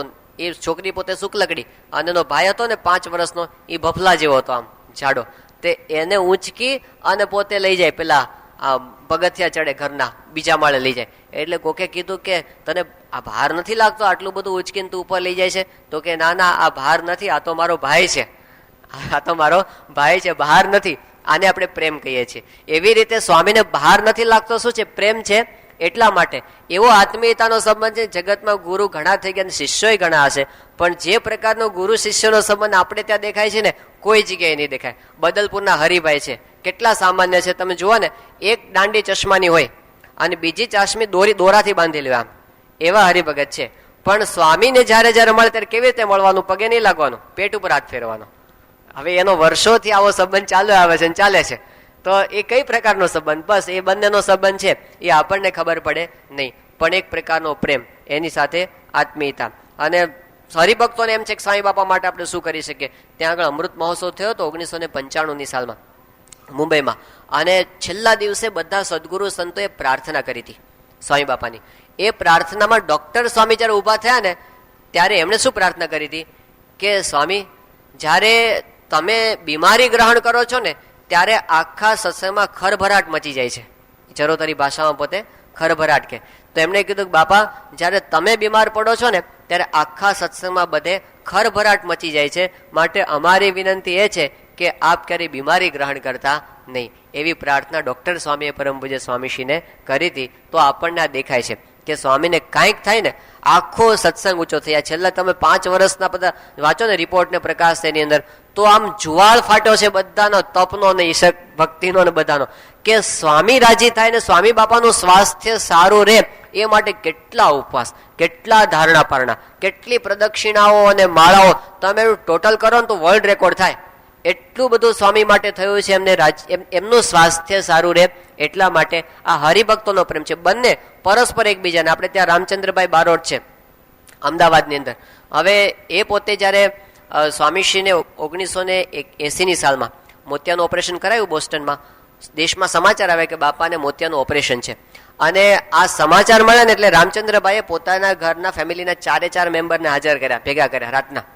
અને પછી બધાને વાત કરી કે જુઓ, આ સ્વામી બાપાને આ ઉંમરમાં મોતિયાનું ઓપરેશન છે ને, મોતિયાનું ઓપરેશનનું કઈ ઠેકાણું નહીં. એ વખતે એ પણ મોટું ઓપરેશન કહેવાતું 80ની સાલમાં. તો એટલે કે આમાં કંઈક થઈ જાય તો, એટલે કે આપણે છે ને બધા ધૂન કરો. કારણ કે સ્વામી બાપાને જો આંખે કંઈક થશે ને તો હજારો માણસોને તકલીફ પડશે, અને મને જો કંઈક આંખે થશે ને તો તમને 4 જણને તકલીફ પડશે. એટલે આપણે બધા એવી ધૂન કરો કે મારી આંખ જતી રહે અને સ્વામી સાજા થાય. તે 4 જણે ભેગા થઈ અને બધાએ ધૂન કરીશું કે રામચંદ્રભાઈની આંખ જતી રહે અને સ્વામી સાજા થાય. એવી ધૂન કરી, પ્રાર્થના કરી એ લોકોએ. આ બાજુ સ્વામીશ્રીનું ઓપરેશન તો હેમખેમ બધું પાર પડી ગયું. પણ સ્વામી જયારે સાજા થયા પછી આમણે તો કંઈ કીધું નહોતું. બાપાએ અંતરામી પણ ત્યાંથી કાગળ લખેલો રામચંદ્રભાઈ ઉપર, એમને જ સમાચારનો, કઈ બીજું કઈ નહીં કે મને હવે આંખે સારું થઈ ગયું છે, ચિંતા કરશો નહીં. એમને કીધું બાપાનો કાગળ આવ્યો તો મારી આંખ ગઈ તો જતી તો ન રહી, પણ મારી આંખનો 1 નંબર ઓછો થઈ ગયો. ચશ્માનો 1 નંબર હતો ને એ ત્યાર પછી ઓછો થઈ ગયો. પણ આ પ્રેમ સંબંધ છે પરસ્પરનો. કે એમના માટે શું કરી નાખીએ. જયારે બાયપાસ સર્જરીના સમાચાર મળ્યા, દેશમાં બધે ધૂન ચાલુ થઈ ગઈ હતી, અને અમદાવાદમાં પણ બધા વિસ્તારમાં, પરા વિસ્તારમાં સમાચાર મળેલા. બધા હરિભક્તો જયારે ત્યાં આગળ દર્શન ધૂન કરવા માટે મંદિરે, શાહીબાગ મંદિરે જતા હતા. અને એ વખતે રામચંદ્રભાઈને પોતે ઘરેથી નીકળ્યા. હવે રામચંદ્રભાઈને આખી દુનિયામાં સૌથી કોઈ પ્રિય વસ્તુ હોય ને તો આઈસ્ક્રીમ. એને કીધું આઈસ્ક્રીમ એટલે મારું જીવન. જ્યાં જાઉં ને એ કે હું પહેલા કોઈ પણ નવા શહેરમાં જાઉં એટલે પહેલા ત્યાં જઈને મારે એ શોધવાનું કે આ શહેરમાં સારામાં સારી આઈસ્ક્રીમની દુકાન કઈ છે, ત્યાં જાઉં. અને કે મને ધરવ ના થાય ત્યાં સુધી હું આઈસ્ક્રીમ ખાઉં. આ એનો કાયમનો નિયમ. એને વાત કરી કે બીજું બધું છૂટે મારાથી, એ છૂટે નહીં. પણ એ દિવસે જ્યારે હું મંદિરે જતો હતો અને બાપાની બાયપાસ સર્જરીના સમાચાર હતા, મને થયું કે સ્વામી સાજા થાય માટે મારે કંઈક કરવું છે. શું કરું? અને એને સંકલ્પ કર્યો કે સ્વામી બાપા સાજા થઈ જાય, એમને કંઈ તકલીફ ન પડે એટલા માટે આજથી જીવન પર કોઈ દિવસ આઈસ્ક્રીમને નહીં અડું. આ ત્યાગ થાય, બીજું બધું થાય જે ગમતું હોય ને એ ન છૂટે મહારાજ કે બીજો મોટો મોટો ત્યાગ થઈ જાય પણ નાનો ત્યાગ ન થાય. જે આપણને ગમતું હોય ને એ ત્યાગ થઈ શકે નહીં. પણ આજે જે આખા સત્સંગમાં આપણને ત્યાગ દેખાય છે, ભક્તિ દેખાય છે, શું છે? પરસ્પરનો આત્મીયતાનો સંબંધ છે કે ભક્તોને એમ છે કે આપણે સ્વામી માટે કંઈક કરી નાખીએ, સ્વામીને એમ છે કે આપણે ભક્તો માટે કંઈક કરી શકીએ. આ આખો દિવ્ય પ્રેમ છે એકબીજાના. સ્વામીને એમ કે ભક્તોના સંકલ્પો બધા મારે પૂરા કરવા. અને ઘણી વખત તો એવા સંકલ્પો હોય કે જે આપણને આમ સાવ બાલિશ લાગે. મુંબઈની અંદર આપણે એક હરિભક્ત છે, હરિભાઈ હીરાભાઈ પરીખ, ગામમાં ગયા હવે તો, પણ એ એવા બધા પ્રેમીને આપણને એમની હાવ બાળક જેવી વાત. બસ સ્વામીનું બધું સાંભળે. પાછા એ આવે ને એ જયારે જયારે સ્વામી બાપાને મળે ને ત્યારે આખું આપણે બોલો જન્મ્યા કૌશલ દેશ વેશ બટુનો એમ બોલીએ છે ને, એમ એને એવું બનાવ્યું કે જન્મ્યા ચાણસદ દેશ વેશ, એવું બધું બનાવ્યું હતું એમણે. સ્વામીમાં પ્રગટના ઉપાસક પાક્કા, એટલે એ આખું પાછું સ્વામીને સાંભળવાનું જયારે બોલે ને ત્યારે, અને એને રિસ્પોન્સ આપવાનો પાછો, એમને રાજી કરવાના. તે સ્વામી પાસે જાત જાતની માગણી કરે. એક વખત તો સ્વામી પાસે દાડમ લઈને આવ્યા. એને સ્વામીને કે હાથમાં આપ્યું સ્વામીને કે મહારાજે છે ને એવું વચનામાં એવું આવે છે કે મહારાજ હાથમાં લીંબુનું ફળ ઉછાળતા હતા, તો તમે છે ને દાડમનું ફળ ઉછાળો. અને સ્વામી પર ઉછાળાયો. સ્વામી એને રાજી કરવા માટે ઉછાળ્યો, પાછું આમથી આમ ફેર્યું, આમથી આમ ફેર્યું, અને પેલા નાચે કે વાહ વાહ સ્વામી કેટલી સરસ લીલા કરે છે. એક વખત સ્વામી પાસે આવ્યા અને કે બાપા મેં તમારી પૂજાના બરાબર દર્શન કર્યા છે, તમારી પૂજામાં બધી જ મૂર્તિઓ છે પણ એક મૂર્તિ ખૂટે છે. એટલે સ્વામી વિચારવું પડી કે મારી પૂજામાં કઈ, કે હું લઈ આવ્યો છું મૂર્તિ જે ખૂટે છે ને, એમ કરીને એને સ્વામીની મૂર્તિ આપી કે આ મૂર્તિ છે ને અંદર ખૂટે છે. હવે એ હરિભક્તિ એવા પ્રેમી, તે સ્વામી એનું આચવા માટે રાખી, નિર્ભય સ્વામીને આપીને 5 દાડા એ મૂર્તિ પૂજાની અંદર રાખી, પણ એનું સ્વામીને કરવું પડે જેમ કે એમ કરે. એ કે સ્વામી તમે ન બોલો છો ને મને બહુ ગમે, અને ન કહો 58 શબ્દ બોલો છો ને ત્યારે જે ન બોલો છો ને બહુ ગમે, 58 બોલો એટલે સ્વામી બોલો 58 એમ બોલવાનું અને એને રાજી કરવાના. તો આ હરિભક્તને રાજી બાબુ હાવ બાલિશ આપણને એમની માગણીઓ લાગે. એક વાત કે હાથ ઊંચા કરો તો સ્વામીને કે તમે હાથ ઊંચા કરો, એ સ્વામીને હાથ ઊંચા કરવા અને પોતે નાચવા માંડે કે વાહ કેવા સરસ દર્શન થાય છે, કેવા સરસ દર્શન થાય છે. એ સ્વામી પાસે આવે ને એક વખત કે સ્વામી મારે છે ને એક સંકલ્પ કર્યો છે મેં. સ્વામી કે શું સંકલ્પ કર્યો છે? કે તમારા દર્શન છે ને મારે એવા કરવા છે કે મુંડન થાય ને એ દિવસે કેવું લાગે તમારો ચહેરો એ મારે જોવું છે, પછી બીજા દિવસે કેવું લાગે, પછી ત્રીજા દિવસે કેવું લાગે, એમ આખો મહિનો સુદ 13 સુધી પાછું ફરી વાર તમે મુંડન કરાવો ને ત્યાં સુધી રોજ કેવું કેવું લાગે ને એવા મારે દર્શન કરવા છે. હવે આવી એમની માગણી. સ્વામીશ્રીને ફોટોગ્રાફ્સની અત્યંત એલર્જી છે, આપણે બધાને ખબર છે. આમ અકળાય જાય ફોટોગ્રાફ, જો આડા ઉભા હોય ને એમાં પણ સભાની અંદર વચ્ચે આડા આવે ને તો સ્વામી ભર સભામાં ખખડાવે. ગમે એટલી મોટી સભા હોય ને તો પણ કે બેસી જાઓ, પાછળ દર્શન નથી થતા, એમ કરીને સ્વામી એને બેસાડે. પણ એ વખતે સ્વામીએ એને રાજી કરવા માટે આયોજન કરી બતાવ્યું, એનું આયોજન કરી આપ્યું. તે રોજ સ્વામીનો આખો મહિનો એક એક ફોટો પડાવ્યો એને ત્યાં આગળ. તો આવા પ્રેમી પણ ઘણા બધા હોય છે, એની ભાવના સ્વામી પૂરી કરે. ફોટોગ્રાફની વાત આવી, સ્વામીશ્રી 70 થી 80 સાલની વચ્ચેનો પ્રસંગ છે. સ્વામીશ્રી સારંગપુર પધારેલા અને એ વખતે સ્વામીને કીધું કે સ્વામી અમારે ફોટા પાડવા, સંતો એ બધા વાત કરી અને બધાનો પ્રેમ એવો તે સ્વામી કે ખારું એમને પાછું નકલી ફોટા સ્વામીને ગમે નહીં, પાછું કે સ્પેશિયલી ઉભા રાખો ને તમે કે તમે આમ ઉભા રહો ને આવી એક્ટિંગ કરો, એવું એમને જરાય ગમે નહીં. હવે એવા ફોટા પાછા પાડવાના હતા. એટલે સ્વામીને કે તમે તબલા વગાડો, એટલે તબલા વગાડતો હોય ને એવો ફોટો, પછી કે હાર્મોનિયમ વગાડો, હાર્મોનિયમ વગાડતો ફોટો, પછી કે આ સાધન વગાડો, આ ઇન્સ્ટ્રુમેન્ટ વગાડો, એવા બધા. પછી સ્વામીને કે આપણે છે ને ત્યાં નાતા હોય ને એવા ફોટા લેવા છે. કુંડ હતો આપણો જૂનો, आता તો કુંડ નીચે દબાઈ ગયો, તો કુંડની અંદર નતા કે આવી રીતે ડાયું મારો ને આવી રીતે ડાયું મારો.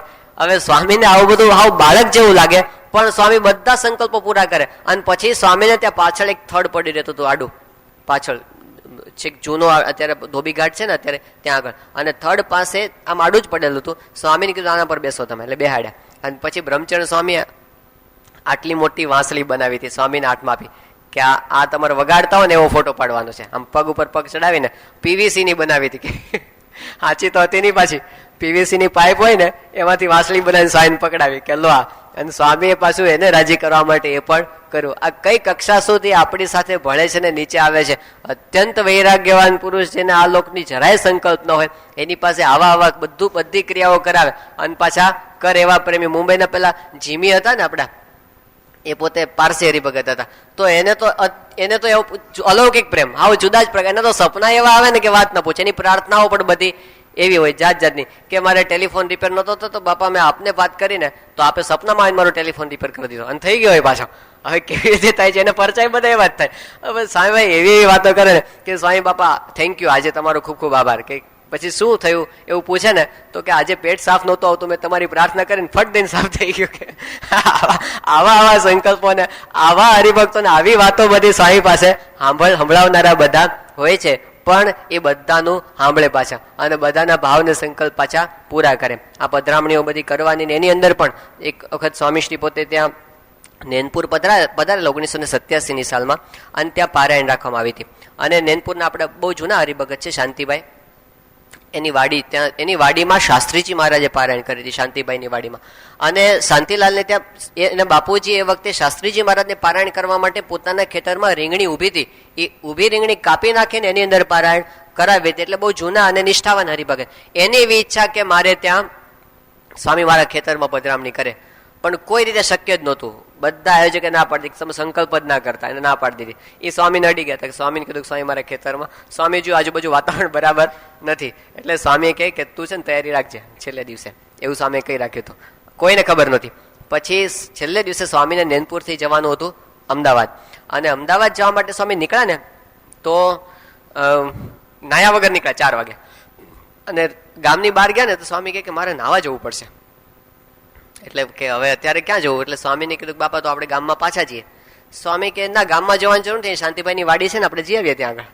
એમ કરીને સ્વામી તે ખેતરમાં, હવે ખેતરમાં કે સંડાસ બંડાસ હોય ત્યાં આગળ કાંઈ ના હોય, તો સ્વામી ખુલ્લાની અંદર ત્યાં આગળ જાજરે ગયા. અને પછી એનું જે પેલું પંપ હોય ને, પેલો વાડીનો પંપ કુવા ઉપર, ત્યાં સ્વામી નાયા અને એનો સંકલ્પ પૂરો કર્યો. હવે એના માટે નાવાનું સ્પેશિયલી સ્વામી એ જગ્યાએ ગોઠવ્યું. આવો તો આવા હરિભક્તોના સંકલ્પ. કેટલી વખત સ્વામી આયોજકોને ઉપરવટ છે ને, આયોજકોની બિચારની ઈચ્છા એવી જોઈએ કે સ્વામીને ભીડો ન પડે, પણ સ્વામી ઘણી વખત ઊંધું કરી નાખીએ લોકોનું બધું. વિવેક સાગર સ્વામી પેલા હરિભક્તને ના પાડી હોય કે જોજો બધા 5 ગામ ગોઠવાઈ ગયા છે અને ત્યાં આગળ આપણે રાતના 8 વાગે પહોંચવાનું છે, અને કોઈ રીતે તમે વચ્ચે 9 ગામ ઊભું નહીં કરતા. પણ પેલા હરિભક્ત કે અમારા રસ્તા પરથી જ પસાર થાય છે. વિવેક સાગર સ્વામી કે શક્ય નહીં બને, આવું બધું આયોજન થઈ ગયું હોય, પેલા લોકો સ્વામીને મળે. સ્વામી કે તું ઉભો રહે છે ને ત્યાં આગળ ગામની બહાર, એવું સ્વામી કહી રાખે. અને ત્યાં આગળ જેવું આમ આવે ને, પેલા ગામ બહાર ઉભા હોય ને, સ્વામી ડ્રાઈવર પાસે ગાડી ઉભી રખાવે, અને કોઈ કાંઈ બોલે પેલા બારણું ખોલીને ઉતરી જ જાય સ્વામી, એટલે પાછળ બધાને આવવાનું જ. પછી તો એક ગામમાં 5-10 પધરામણીઓ થાય, થોડી નગરયાત્રા જેવું થાય, સભાએ થાય, અને કલાક પછી 1.5 કલાક પછી જયારે પાછા ગાડીમાં બેહે ને ત્યારે પેલો વિવેક સાગર સ્વામીને કાનમાં ફૂંક મારી જાય. જો કે સ્વામી તો રાજી જ છે, તમે વચ્ચે અમથા વચ્ચે ફૂંક મારનાર આડાવડા થાવ છો, એમ કરીને એને પાછા 2 સંભળાઈ જાય શબ્દો. હવે પહેલા તો સાંભળવાનું જ બધું, પણ આવા હોય છે બધા, એનો ભાવ સ્વામી પૂરે કરે. સારંગપુરમાં સ્વામી ગરડા જવાના હતા, અને પછી એ વખતે ગરડાથી સ્વામીનો કાર્યક્રમ એવો હતો, ઉગાબેડીમાં કઈ હનુમાનજીની પ્રતિષ્ઠા હતી, ઉગાબેડીમાં હતી ને, ઉગાબેડી હનુમાનજી, આ થોડાક વર્ષો પહેલાનો જ પ્રસંગ છે, 7-8 વર્ષ પહેલાનો જ. અને ત્યાં હવે એક ત્યાંના હરિભગત આવ્યા કે સ્વામી મારું ઘર છે ને રોડ ઉપર જ છે. હવે બધા આવું જ કે, હા, જેને પધરામણી કરી એવું કોઈ દોર ન કે મારું ઘર અંદર છે, હું કે રોડ ઉપર જ છે, એમ જ કે. એટલે કે બાબા મારું ઘર રોડ ઉપર જ છે ત્યાં પધરામણી. એટલે સ્વામી આજુબાજુ જોઈ લીધું, કોઈ જોતું નથી એમ. સ્વામી કે બસ તું છે ને ત્યાં આગળ તૈયારી રાખજે, તું ઉભો રહેજે ત્યાં આગળ. હવે આ બધું પેલા ઉભા હતા ને સંતો બધા, નારાયણ મુનિ સ્વામી, યોગ મુનિ સ્વામી જે ઉભા છે, આ લોકોને ખબર પડી કે આ કંઈક પધરામણીની વાત કરે છે, એટલે એ તાકીને ઉભા હતા કે આ ઉભો થાય એટલે એને સમજાવવો પડશે. એટલે એ ઉભો થયો ને, અને જેવો બહાર નીકળતા હતા ને ત્યાં આ લોકો એને પૂછવા જાય ને, સ્વામી કે તું જતો જ રે બહાર, કોઈને મળતો નહીં, કે જા નીકળી જા બહાર. એને ઉભો જ ના રાખી દો, તું જતો રહે જા બહાર, કારણ કે એને ખબર હતી કે જો કોઈક પકડશે ને તો સમજાઈ દેશે ને પેલા. એટલે પછી એનું પણ એનો ભાવ પૂરો કરો. હવે ભીડો તો પડે જ છે, હકીકત છે, સ્વામી થાકી જાય છે, એ પણ વાસ્તવિકતા છે. પણ જ્યાં સુધી એમનું શરીર ચાલો ને, સ્વામી સામેથી ઊભું કર્યું છે. ઘણી વખત તો છોટાઉદેપુર સ્વામીશ્રી પધારેલા, ત્યાં નગરયાત્રા ચાલુ હતી. હવે ચાલુ નગરયાત્રાએ સ્વામીશ્રીએ બોચાસણ આપણું એકાઉન્ટ સંભાળે છોટું કાકા, એને સ્વામી જોઈ ગયા. તો સ્વામી એમને બોલાય, સ્વામી કે તમે અહીં ક્યાંથી? હા, છોટાઉદેપુરમાં અહીં. એટલે કે બાપા મારો દીકરો વિનુ છે ને અહીંયા આગળ એની નોકરી મળી છે, એટલે અહીં ગામમાં અહીંયા રહે છે એ પોતે. સ્વામી કે બોલાવો એને. એટલે ચાલુ નગરયાત્રા પાછું એને બોલાવ્યો વિનુને. સ્વામી કહે કે તારે ત્યાં અમારે પધરામણી આવવું છે સામેથી. હા, પછી કે સ્વામી કઈ જરૂર નથી મારે ત્યાં આવવાની, કારણ કે મેં જે ઘર લીધું છે ને એ બહુ સાંકડું ઘર છે, એક જ રૂમ છે, અને પાછું પહેલે માળે છે, દાદરા બહુ સાંકડા ને પહેલે માળે રહેવાનું, અને આ તો ભાડાનું ઘર છે પાછું, એટલે તમે નહીં આવો ને તો ચાલશે ના. કે સ્વામી કે હા આવું છે અમારે. સામેથી ગયા અને ઊભું કરીને સ્વામી એને ઘરે પધરામણીએ ગયા. હવે એમને ઉમળકા આવે છે, જ્યાં સુધી શરીરે સાથ આપ્યો ને ત્યાં સુધી એમનાથી રહેવાયું નહીં. સામેથી સ્વામીશ્રી એને ઘરે એના ભાવ પૂરા કરવા માટે એને ત્યાં પધારેલા છે. તો આવું આપણને સ્વામીશ્રીના જીવનમાં હરિભક્તોનું આમ દેખાય ને. વિનુભાઈ છે મંડાળાના, એના ભાઈ જગદીશભાઈના લગ્ન હતા અને સ્વામીશ્રી ઉપર કાગળ લખેલો. પિતાશ્રીએ ખાલી સાદો કાગળ લખ્યો એને સિમ્પલ કે એટલું જ ખાલી કે આ જગદીશના લગ્ન છે તો એમાં આપને પધારવાનું આમંત્રણ છે, જે આપણે સહેજે આમંત્રણ લખીએ એવું. એટલે સ્વામી બાપા તે વખતે સાબરકાંઠા બધું વિચરણ કરતા હતા. એટલે ધર્મચરણ સ્વામીએ પછી જવાબ લખી નાખ્યો કાગળનો કે સ્વામીશ્રી નહીં પધારી શકે, આ બાજુ સ્વામીશ્રીનું સાબરકાંઠા બાજુ વિચરણ ગોઠવાઈ ગયું છે, એટલે સ્વામીશ્રી આશીર્વાદ આપ્યા છે એવું લખી નાખો કાગળ. પછી નીચે સ્વામીશ્રીને પેલું લખવાનું હોય ને આશીર્વાદ, શાસ્ત્રી નારાયણ સ્વરૂપદાસના જય સ્વામિનારાયણ આશીર્વાદ છે, અમે જો અનુકૂળતા હશે તો ઉભા ઉભા આવી જઈશું, એવું પછી એક લીટી લખી નાખી. અને સ્વામી ગયા બીજા કાર્યક્રમના આઘા પાછા કરીને સ્વામી ગયા. કયા ટાઈમે ગયા? જ્યારે એનું નગર પેલું વરઘોડો ચાલતો હતો ને, ચાલુ વરઘોડામાં સ્વામી પહોંચ્યા. અને પછી જે બગીમ બેઠા હતા ને પેલા જગદીશની બાજુમાં, વરઘોડાના વરરાજાની બાજુમાં સ્વામી બેઠા અને 1.25 કલાક સુધી આખી નગરયાત્રામાં સ્વામી એની સાથે ફર્યા અને એને પછી રાજી કરીને સ્વામી પોતે પાછા આવ્યા. હવે ઊભું કરે આમ હાલે એવું હોય અને પેલાનો એટલો આગ્રહ ના હોય, પણ એમને એવું હતું કે આ હરિભક્ત મારા છે એટલે એના પ્રસંગો છે એને મારે સાચવવા. અને અમુક તો એવા આગ્રહો હોય છે ને, સ્વામીશ્રી ઝારોલા પધારેલા અને હરિભક્તને કરે પધરામણી, એ કે સ્વામી આ નવું ગાદલું છે પ્રસાદીનું કરો ને. તે પ્રસાદીનું સ્વામી બેઠા હતા તો ખરા, કે એમને સુઈને પ્રસાદીનું કરો તે સુવાનું પાછું, તે એને રાજી કરવા માટે સ્વામીશ્રી એના પર સૂતા 2 મિનિટ અને પછી ઉભા કેમ કે હાલો પ્રસાદીનું થઈ ગયું. સ્વામી બારીને પધારેલા ને, તો બારીને આપણે બહુ નિષ્ઠાવાન જસબીર સિંહ છે, દિલ્હીમાં જોયા હતા ને, એકમાત્ર આપણે શીખ હરિભગત આવા નિષ્ઠાવાન છે. તો એમને પછી તો ઘણા એની પાછળ થયા છે, પણ એ પોતે ત્યાં આગળ સ્વામીશ્રીની પધરામણી કરાવેલી અને બાપા પ્રત્યે એટલો પ્રેમ, એને ચેષ્ટા રોજ વ્યવસ્થિત બોલવાની અને જે યોગમાં આવે ને સ્વામીની વાત કરવાની. એને આખો રૂમ બાપા માટે તૈયાર કરેલો. હવે સ્વામીશ્રી ક્યારે આવશે તો કઈ નક્કી જ નહોતું, પણ આખો રૂમ વ્યવસ્થિત રીતે બાપા આરામ કરે ને એવો પોતાના ઘરે તૈયાર કરાવેલો. સ્વામીશ્રીની પધરામણી થઈ ને સ્વામીશ્રીને ઉપર લઈ ગયા અને કીધું બાપા આપનો રૂમ આપના માટે તૈયાર કર્યો છે ને આપનું પલંગ છે, અને કીધું કે આપ પ્રસાદીનું કરો. પ્રસાદીનું કરો એટલે શું કે બાબા આપને સુવા માટે બનાવ્યો છે. અને એ વખતે સ્વામીશ્રી એને રાજી કરવા માટે એના પલંગ પર પણ ત્યાં પણ સ્વામી સૂતા અને એને રાજી સ્વામીએ થોડી વાર માટે કર્યા. તો આવા આપણને કે ને ભક્તાધીન ભગવાન છે. આ ભક્ત ભગવાનનું સ્વરૂપ કેવું છે? ભક્તને આધીન. એમ જેમ રાજી થાય ને એમ પોતે કહેતા. વિવેક સાગર સ્વામી ઘણી વખત કહે છે કે પધરામણીઓ બધા જાતના સંકલ્પ, કે મારા પાડા ઉપર હાથ મૂકો, ભેંસ ઉપર હાથ મૂકો, આ પટારો ઉપર હાથ મૂકો, પટારો ઉપર બેસો, અને પછી કે આ ઘંટી છે ને એના ઉપર હાથ મૂકો, પછી કે ઘંટીમાં પાલો બાજરો દળી આપો ને, અમારે ક્યારે ગરીબી ખાવા ધાન ખૂટે નહીં, એમ કરીને પાછું ઘંટી દળાવે પણ ખરા ચાલુ પધરામણીમાં. આવા બધા કાર્યક્રમો થતા, પણ સ્વામીએ ત્યાં ક્યારેય જ્ઞાનની વાતો કરી નથી, એમને રાજી કર્યા છે કે આ ભક્તનો ભાવ છે. આપણે દેવચરણ સ્વામી ઘણી વખત વાત કરે છે, આપણે કુંડળના ધરમશિવાય એવા પ્રેમી હરિભગત. આપણે સારંગપુર આવે છે ઘણી વખત પૂનમના સમયે, સાવ સામાન્ય, અત્યારે પણ એવા ગાંડા જેવા જ લાગે આપણને. તો ત્યાં 77માં કે 78માં અંબાલાલ કાકાની પારણ કઈ સાલમાં હતી? 77માં, 78માં, 76માં અહીંયા આગળ સારંગપુરમાં પારણ કરી હતી. આપણે અંબાલાલ બકરીપોળ વાળા અંબાલાલ કાકા ખરા ને, એમના પરિવાર તરફથી બહુ મોટી સેવા, ₹1 લાખ જેવી એક મોટી સેવા કરી અને એમની સારંગપુરમાં 1.5 લાખની સેવા કરીને સારંગપુરમાં પારાયણ કરી હતી અંબાલાલ કાકાએ. અને એ વખતે આ ધરમશિભાઈ કુંડળ લે ને ધરમશિહ ભગત, એને સ્વામીને કીધું કે સ્વામી મારે પારાયણ કરવીશ. પૂજારી બોટાદમાં પૂજારી રહી ગયા, તો બધા જૂના બધા ઓળખે છે. તો એમણે કીધું કે બાપા મારે ત્યાં કુંડળની અંદર તમે પારાયણ કરવા માટે પધારો અને મારે પારાયણ કરવી છે. પણ કોકે પૂછ્યું એટલે તારે પારાયણ કરીશ, કેટલા રૂપિયા તારી? કે 5 રૂપિયા છે મારી પાસે, 5 રૂપિયાની પારાયણ કરવી તેને. અને સ્વામી કીધું બધા કોઈ સ્વામીને અહીંથી નીકળીને અમદાવાદ ટાઈમે પહોંચવાનું તો સાંજની સભાનો સમય હતો, એ સાચવવાનો ડોક્ટર સ્વામી સાથે હા ડોક્ટર સ્વામી સાથે હતા. અને કીધું કે આપણે કાર્યક્રમ ટાઈમે પહોંચવાનું હતું પાછું, એ બધા ટાઈમ સાચવવાના. સ્વામી પાછા આવું બીજા બધા ન કે એને જ કહી રાખે કે તું ત્યાં તૈયાર રહેજે ને, તારે પેલું નાળિયેર ને સાકરનો પડો લઈને તૈયાર રહેજે. અને એને ત્યાં તો એના દીકરા હરે બધા ભેગા, બીજું કોણ હોય ત્યાં આગળ, એટલા ભેગા કરીને તે ગામને પાદર ઉભા રહ્યા. અને સ્વામી નીકળ્યા ને એવું તરત ઉભા હાથ જોડ્યા ને સ્વામી કે આની પાછળ લઈ લો ગાડી. તે પાછળ એની પાછળના ઘર સુધી ગાડી લીધી અને એની આખી એવી નગર યાત્રા. અને એને ઘરે ગયા, બેહવાનું કોઈ આસન નહીં, કોથળા ઉપર સ્વામી બેઠા અને એને ત્યાં વચનામૃત વાંચ્યું સ્વામીએ અને એનું બધું ભાવ બધા પૂરા કર્યા. પારાયણ કરી સ્વામીએ ત્યાં આગળ વચનામૃતની. પેલા 5 રૂપિયાની ભેટ મૂકી. સ્વામી કે ચલ તારી પારાયણ પૂરી થઈ ગઈ. પેલાના જેટલું જ ફળ સ્વામી આને પણ આપ્યું. તો આવા હરિભક્તો પણ હોય છે જેના ભાવ સ્વામીશ્રીએ પૂરા કરેલા છે. તો આ એમનો પ્રેમ છે જે આપણા થયા છે. આપણે કહીએ છીએ ને કે હરિજન સંગાથે કીધી સાચી સગાઈઓ. ઘણી વખત એવા ભાવ હોય કે પૂરા આમ સીધા ના હોય, સ્વામી ઐશ્વર્ય વાપરીને પણ પૂરા કરે એવું હોય છે. ધારી અને બગસરાની વચ્ચે અમરાપર ગામ છે અને ત્યાં આગળ ત્યાંના ડોક્ટર કલસારિયા આપણે પાકા સત્સંગી છે, અમરનગર નામ છે. અને અમરનગર એના ડોક્ટર કલસારિયાના જે પત્ની હતા ને એમને બહુ ઈચ્છા કે સ્વામી આપણે ત્યાં પધારે. હવે એ બાજુ તો સ્વામીશ્રીનો ક્યારે કાર્યક્રમ ઘડાય શું થાય, પણ અત્યંત તીવ્ર એમનો ભક્તિભાવ હશે તો સ્વામી બાબા એને ત્યાં પણ પધાર્યા અને પધરામણી કરી, બધું વિધિ કરીને પછી સ્વામી ત્યાંથી નીકળી ગયા. પણ એ વખતે સ્વામી તો અમદાવાદમાં બિરાજમાન હતા, પણ આખા સ્ટાફ સાથે સ્વામી બીજું સ્વરૂપ ધારણ કરી. અને વિવેક સાગર સ્વામી ઘણી વખત આવી બધી વાત કરે છે કે આપણે બે સ્વરૂપ ઘણી વાર થયા છે આપણે થયા છે, પણ સ્વામીશ્રી ઐશ્વર્ય વાપરીને પણ એને ત્યાં ગયા હોય અને એનો ભાવ પૂરો, એક જ હરિભક્તનો ભાવ પૂરા કરવા માટે સ્વામી ઘણી વખત જાય છે. 1988ની સાલમાં જયારે સ્વામીશ્રી અમેરિકા પધારેલા એ વખતે દોણચાના આપણા હરિભક્ત છે પ્રભુભાઈ, એમના દીકરી રહે છે ત્યાં વેસ્ટ ઇન્ડિઝમાં, એક જ હરિભગત. અને એમનો પ્રેમ હતો કે સ્વામી બાપા અમારે ત્યાં પધારે. એ બાય હરિભક્તોનો પ્રેમ પૂરો કરવા માટે સ્વામીશ્રી પોતે ખાસ વેસ્ટ ઇન્ડિઝનો કાર્યક્રમ ગોઠવ્યો અને ત્યાં પણ ગયા એમને રાજી કરવા માટે. અહીં રાજસ્થાનના બિલાડા સ્ટેટ છે અને બિલાડા સ્ટેટના ત્યાંના જે માધવસિંહજી દિવાન છે ને, અત્યારે તો પોતે બહુ આગળ પડતા છે રાજકારણની અંદર, એ માધવસિંહજી દિવાનના માતૃશ્રી જે છે ને એ પોતે આપણા ગોંડલના દાજી બાપુના દીકરી,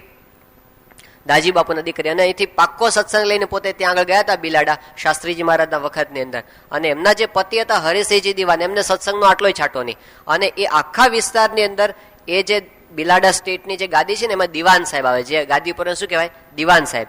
એ દિવાન સાહેબ છે ને પોતે માતાજીના પ્રતિનિધિ કહેવાય, એ લોકોના જે કુલદેવી છે એના. અને એ લોકો માતાજીના સ્વરૂપની જેમ માને અને લાખોની સંખ્યામાં એને લોકો માતાજીની જેમ માને અને પૂજે, જે દિવાન હોય ને એને. એટલે પોતે જ ધર્મગુરુ કહેવાય. હરિસિંહજી પોતે જ ધર્મગુરુ, એના દીકરો તે માધવસિંહજી છે ને એ પણ ધર્મગુરુ કહેવાય, ત્યાં આગળ લોકો એને માને. પણ આ જે હરિસિંહજીના પત્ની હતા એટલે રાજકુંવરબા, એમને પોતાને દ્રઢ સત્સંગ અને એમની ઈચ્છા કે શાસ્ત્રીજી મહારાજ અહીં આપણે પધરાવવા, પણ એમના પતિ કોઈ રીતે માને નહીં. એમને બહુ આગ્રહ કરેલો અને એમને છેલ્લે તો માંદા પડી ગયા. સાસીમાને કીધું મને મંદવાડ આપો, એવું પત્ર લખીને દાજી બાપુ દ્વારા કેવડાવ્યું હતું. 1 મહિનાનો સખત મંદવાડ.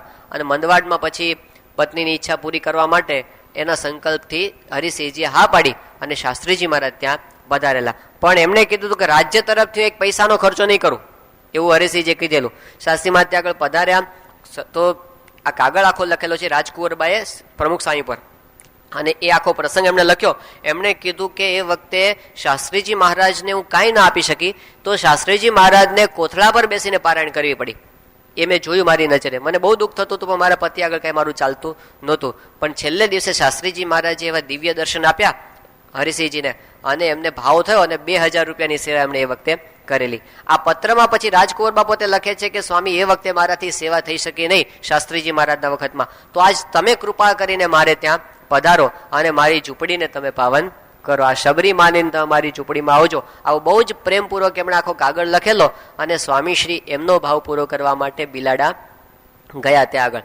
અને એ વખતે તો માધવસિંહજીને પોતે તો પાકા દ્રઢ સત્સંગી છે એટલે સ્વામીશ્રીનું બહુ જ સારું સ્વાગત કર્યું, મહેલમાં ઉતારો રાખ્યો હતો. આ રાજકુંવરબાની 80 વર્ષની ઉંમર અને એમને કેન્સર થયેલું, છતાં પણ એમનો ભક્તિભાવ આવ્યો કે આ ઉંમરે એમણે આવી બીમારીની અંદર પોતાની જાતે સ્વામી બાપા અને સંતો માટે 20 ગોદડીઓ જાતે સીવેલી એમણે પોતાના હાથે. અને રોજ સવારે ઉઠીને આખો મેલ પોતે વાળતા. જયારે સ્વામીશ્રી ત્યાં આગળ ગયા હતા ને એ વખતે વહેલા ઉઠીને આખો મેલ વાળી નાખે. આવી એમની ભક્તિ ખરેખરી. સ્વામીશ્રી ત્યાં આગળ રોકાણા થોડા દિવસ અને ત્યાં તો ફૂલદોલની પહેલાના હોળીના પહેલાના દિવસો હતા. અત્યારે રાજસ્થાની માણસો સાથે સ્વામીશ્રી રંગ પણ એ ફોટા પણ બધા પ્રકાશમાં આવેલા છે એ વખતે, આજથી 10-12 વર્ષ પહેલા. અને બહુ સ્વામીશ્રી એમને સંકલ્પ બધા પૂરા કર્યા. છેલ્લે દિવસે જયારે બાપા નીકળવાના હતા, છેલ્લે દિવસે બપોરે સ્વામીશ્રીએ એ હેતલ સાથે ફરતો હતો, એને સ્વામીએ કીધું કે ઠાકોરજી લઈને તું રાજમાતા પાસે જા. એમના ઠાકોરજી આપણે હરિકૃષ્ણ મહારાજ છે ને એ મોકલાવ્યા સ્વામીએ અને કીધું કે રાજમાતાને કહેવાનું કે રૂમની અંદર એકલા બેસવાનું, બારણા બંધ કરી અને ઠાકોરજીને એકલા રાખી બધા શણગાર ઉતારી અને માળા ફેરવવાની. અને સ્વામીશ્રી પોતાની માળા મોકલી બાપાએ અને કીધું કે હવે એમને કહેવાનું કે જગતની બધી વૃત્તિ છોડીને હવે મહારાજની અંદર વૃત્તિ પરોવી દે.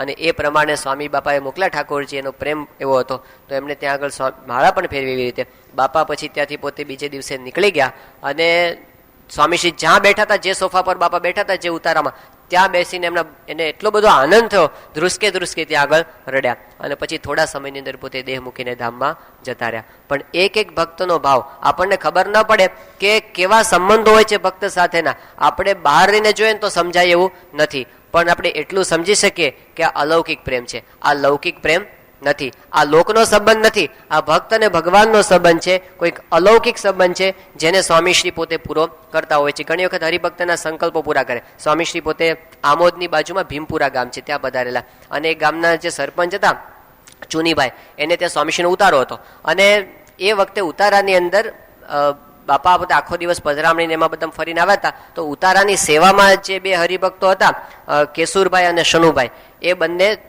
ત્યાંના સ્થાનિક ભક્તો, એ પોતે સેવામાં હતા, એટલે આખો દિવસ બાપાના દર્શન જ નહોતા થયા એમને, સભામાં પણ પોતે જઈ નહોતા શક્યા. તો સ્વામી આરામમાં હતા ને એ વખતે રાતના એ લોકો બેઠા બેઠા વાતો કરતા હતા રાતના 1 વાગે કે બાપા પોતે અહીંયા આવ્યા ખરા, પણ આપણને તો કાંઈ દર્શનનો બહુ લાભ મળ્યો નહીં. એ બહાર બેઠા બેઠા લોકો વાતો કરતા હતા. સ્વામીશ્રી રૂમમાં અંદર હતા. 1 વાગે રૂમનું બારણું ખુલ્યું એમના સંકલ્પ પ્રમાણે, અને સ્વામી બહાર આવીને બેની બાજુમાં બેસી ગયા. અને પછી સ્વામી એ લોકોને બધું પૂછ્યું કે તમારું કયું ગામ, શું નામ. 15 મિનિટ સુધી સ્વામી એ લોકો સાથે વાતો કરી અને એના સંકલ્પો બધા પૂરા કર્યા. સાધુજીવન સ્વામીએ પોતે એક સંકલ્પ પોતે વાત કરી છે કે બાપા જ્યારે વિચરણ કરતા હતા એ વખતે એકવાર એમની સાથે પોતે ફર્યા હતા, નોંધણા ગામની અંદર પધારેલા. 1972ની સાલની વાત છે. દેવચરણ સ્વામી સેવામાં હતા એ વખતે, અને ત્યાં આગળ હવે બાપા તો પોતે રૂમની અંદર આરામમાં પધારી ગયા. રાતના 12-1 વાગ્યા સ્વામી આવ્યા હશે. બાપા આરામમાં ગયા પછી શું થયું કે આ પોતે બાપાના રૂમની બહાર બીજો જે રૂમ હતો ને ત્યાં શિયાળાનો વખત હતો, એટલે પોતે પેલું ગાતરિયું બાંધવા માટે પ્રયત્ન કરતા. સંતો ગાતરિયું બાંધે છે, જૂના સંતો ગાંઠ બાંધી અને ગાતરિયું પહેરે, એટલે એ પોતે એ થોડું અઘરું હોય છે, બધાને ન ફાવે. એટલે એને હતું કે હું ટ્રાય કરું. એ નવા નવા સાધુ થયા તે વખતે પણ ટ્રાય કરી, પણ એને બરાબર ગાતરિયું ફાવતું નહોતું. એમને સંકલ્પ કર્યો કે બાપા બહુ સરસ ગાતરિયાની ગાંઠ વાળે છે, સ્વામી જો શીખવાડે ને તો મને બરાબર આવડી જાય. અને પોતો સંકલ્પ કરતા હતા ને ત્યાં રૂમનું બારણું પાછું સ્વામીએ ખોલ્યું, બહાર આવ્યા. સ્વામી કે શું કરો છો? કે ગાતરિયાની ગાંઠ વાળું. સ્વામી કે લાવો બાંધો. એમ કહીને સ્વામીની ગાતરિયાની ગાંઠ બાંધીને વ્યવસ્થિત કરી દીધું. અને પછી ત્યાં દેવચરણ સ્વામી બહાર આવ્યા. સ્વામી કે અત્યારે શું, કેમ અત્યારે જાગ્યા? તો કે મારે લઘુ કરવું હતું. એ કે હજી હમણાં તો 5 મિનિટ પહેલા લઘુ કરીને હુતા છો તમે. સ્વામી કઈ બોલ્યા નહીં, અને લઘુ પાણી કરીને પછી રૂમની અંદર જતા રહ્યા. પણ સંકલ્પ, એક ભક્તનો સંકલ્પ પૂરો થઈ જાય ને એ એના માટે મોટી વસ્તુ છે. તો એની અંદર પોતે ક્યારે પોતાના દેહની અનુકૂળતા પણ જોતા નથી. એક વખત સ્વામીશ્રી જુનાગઢથી ગોંડલ આવતા હતા, અને એ વખતે ગોંડલ તો પેલા સેવક સંતો તો આગળ પહોંચી ગયા હોય, પણ સ્વામી આવ્યા ને એટલે સ્વામીએ મંદિર જવાને બદલે કે આપણે છોટુભાઈ વકીલને ઘરે લઈ લો. છોટુભાઈ વકીલ યોગી બાપાના વખતના જૂના હરિભગત, આમ તો શાસ્ત્રીમાના વખતથી, એટલે એને ઘરે સ્વામીશ્રીએ ગાડી લેવડાવી. એ લોકોને અચાનક સ્વામી પધાર્યા એટલે અત્યંત આનંદ થઈ ગયો. સ્વામીશ્રી પોતે પધાર્યા ને પહેલા શું હતું, બાપા દર વર્ષે જતા ત્યાં આગળ, અને જે છોટુભાઈના ધર્મપત્ની હતા ને એ પોતે પાટુડા બહુ સારા બનાવે. પાટુડા એટલે આપણે શું કહેવાય, બિસ્તરા આપણે કહીએ છીએ ને, ખાંડવી કહે છે અને બિસ્તરા કહે છે. એટલે એ સ્વામીશ્રીને દર વખતે જમાડતા. હવે એ વખતે એને ઘરે બિસ્તરા જ બનાવ્યા હતા પાછા, પેલા રોલ હોય છે ને એ જ. એટલે એને સ્વામીશ્રી એને ઘરે પધાર્યા અને એમનો ભાવ પૂરો કે સ્વામી જમ્યા, અને વ્યવસ્થિત જમ્યા. સ્વામી આમ આડા ટાઈમમાં કોઈ વખત જમતા નથી, પણ બહુ વ્યવસ્થિત. આ બાજુ બધા મંદિરે રાહ જોઈ હજી સ્વામી આવ્યા કેમ નહીં, આવ્યા કેમ નહીં, અને ત્યાં પધરામણી વ્યવસ્થિત કરીને સ્વામી વ્યવસ્થિત પાટોડા જમીન અને જયારે મંદિર આવ્યા ને એ વખતે પછી કોઈને કીધું નહોતું સ્વામી. પછી મંદિર બધાને એમ કે સ્વામી સીધા જુનાગઢથી જ આવ્યા છે. અને પછી તો સેવક સંતે પેલી થાળ તૈયાર કર્યો હતો ને, બાપા કે આજ જમવું નથી. કે સ્વામી કે કેમ આજ, કે તબિયત સારી? કે ના એવું કાંઈ નથી, પણ આજ ભૂખ નથી. તો બધાએ દબાવી જરા પૂછ્યું કેમ, શું કર્યું આજે? એ કે કઈ ઈચ્છા નહોતી, પણ આ તો છોટુભાઈ ઘરે પેલા પાટુડા ખાધા છે ને એટલે આજ ઈચ્છા નથી. પછી તો સેવકોનો અંદર ચાલુ થયું, કોણ પધરામણી લઈ ગયો તો, શું કામ ગયા હતા ત્યાં આગળ, તમે એકને ઘરે જાઓ એટલે બીજાને ઘરે જવું પડે. એ પછી અડધો કલાક એ બધી વિધિ ચાલી, પણ સ્વામી એ ગમે તેમ પણ એનો કંઈક પ્રેમ હશે એટલે પૂરો સ્વામીએ કરી દીધો. તો એની અંદર આમ ઊભું કરતા હોય સામેથી, એની પેલી ભક્તની અંતરની ભાવના હોય એ બીજાને ખબર પડે નહીં, પણ એ ભગવાન પોતે જાણતા હોય છે. તો સ્વામીશ્રી જે આપણા થયા છે એની અંદર આ આપણને દેખાય છે કે ભક્તના પોતે એના જીવનની અંદર એટલા ઓતપ્રોત થઈ જાય કે એને સ્વામીશ્રી પોતાના જ લાગતા હોય છે. અને અંતર્યામી પણ એ સ્વામીશ્રી સંકલ્પ પૂરો કરે. આપણે ત્યાં એક હરિભગત છે ન્યુયોર્કની અંદર, અતુલભાઈ અજમેરા, અત્યારે કાર્યકર છે, કલકત્તાના મૂળ વતની. ને શરૂઆતમાં સત્સંગ નહોતો, પણ કીધું કે મને કોઈક વખત સભાની અંદર ઓકેશનલી જતો હું. હવે 1972માં જ્યારે સ્વામીશ્રી કલકત્તા પધારેલા ને એ વખતે આખા કલકત્તા મંડળમાં ગાડીઓ બહુ ઓછી, મારી પાસે મોટર હતી, એટલે એ રીતે મને સ્વામીશ્રીને ફેરવવાનો લાભ મળ્યો હતો. તો સ્વામીશ્રીને પધરામણીએ જવાનું તો હું મારી ગાડીની અંદર લઈ જાઉં બધે.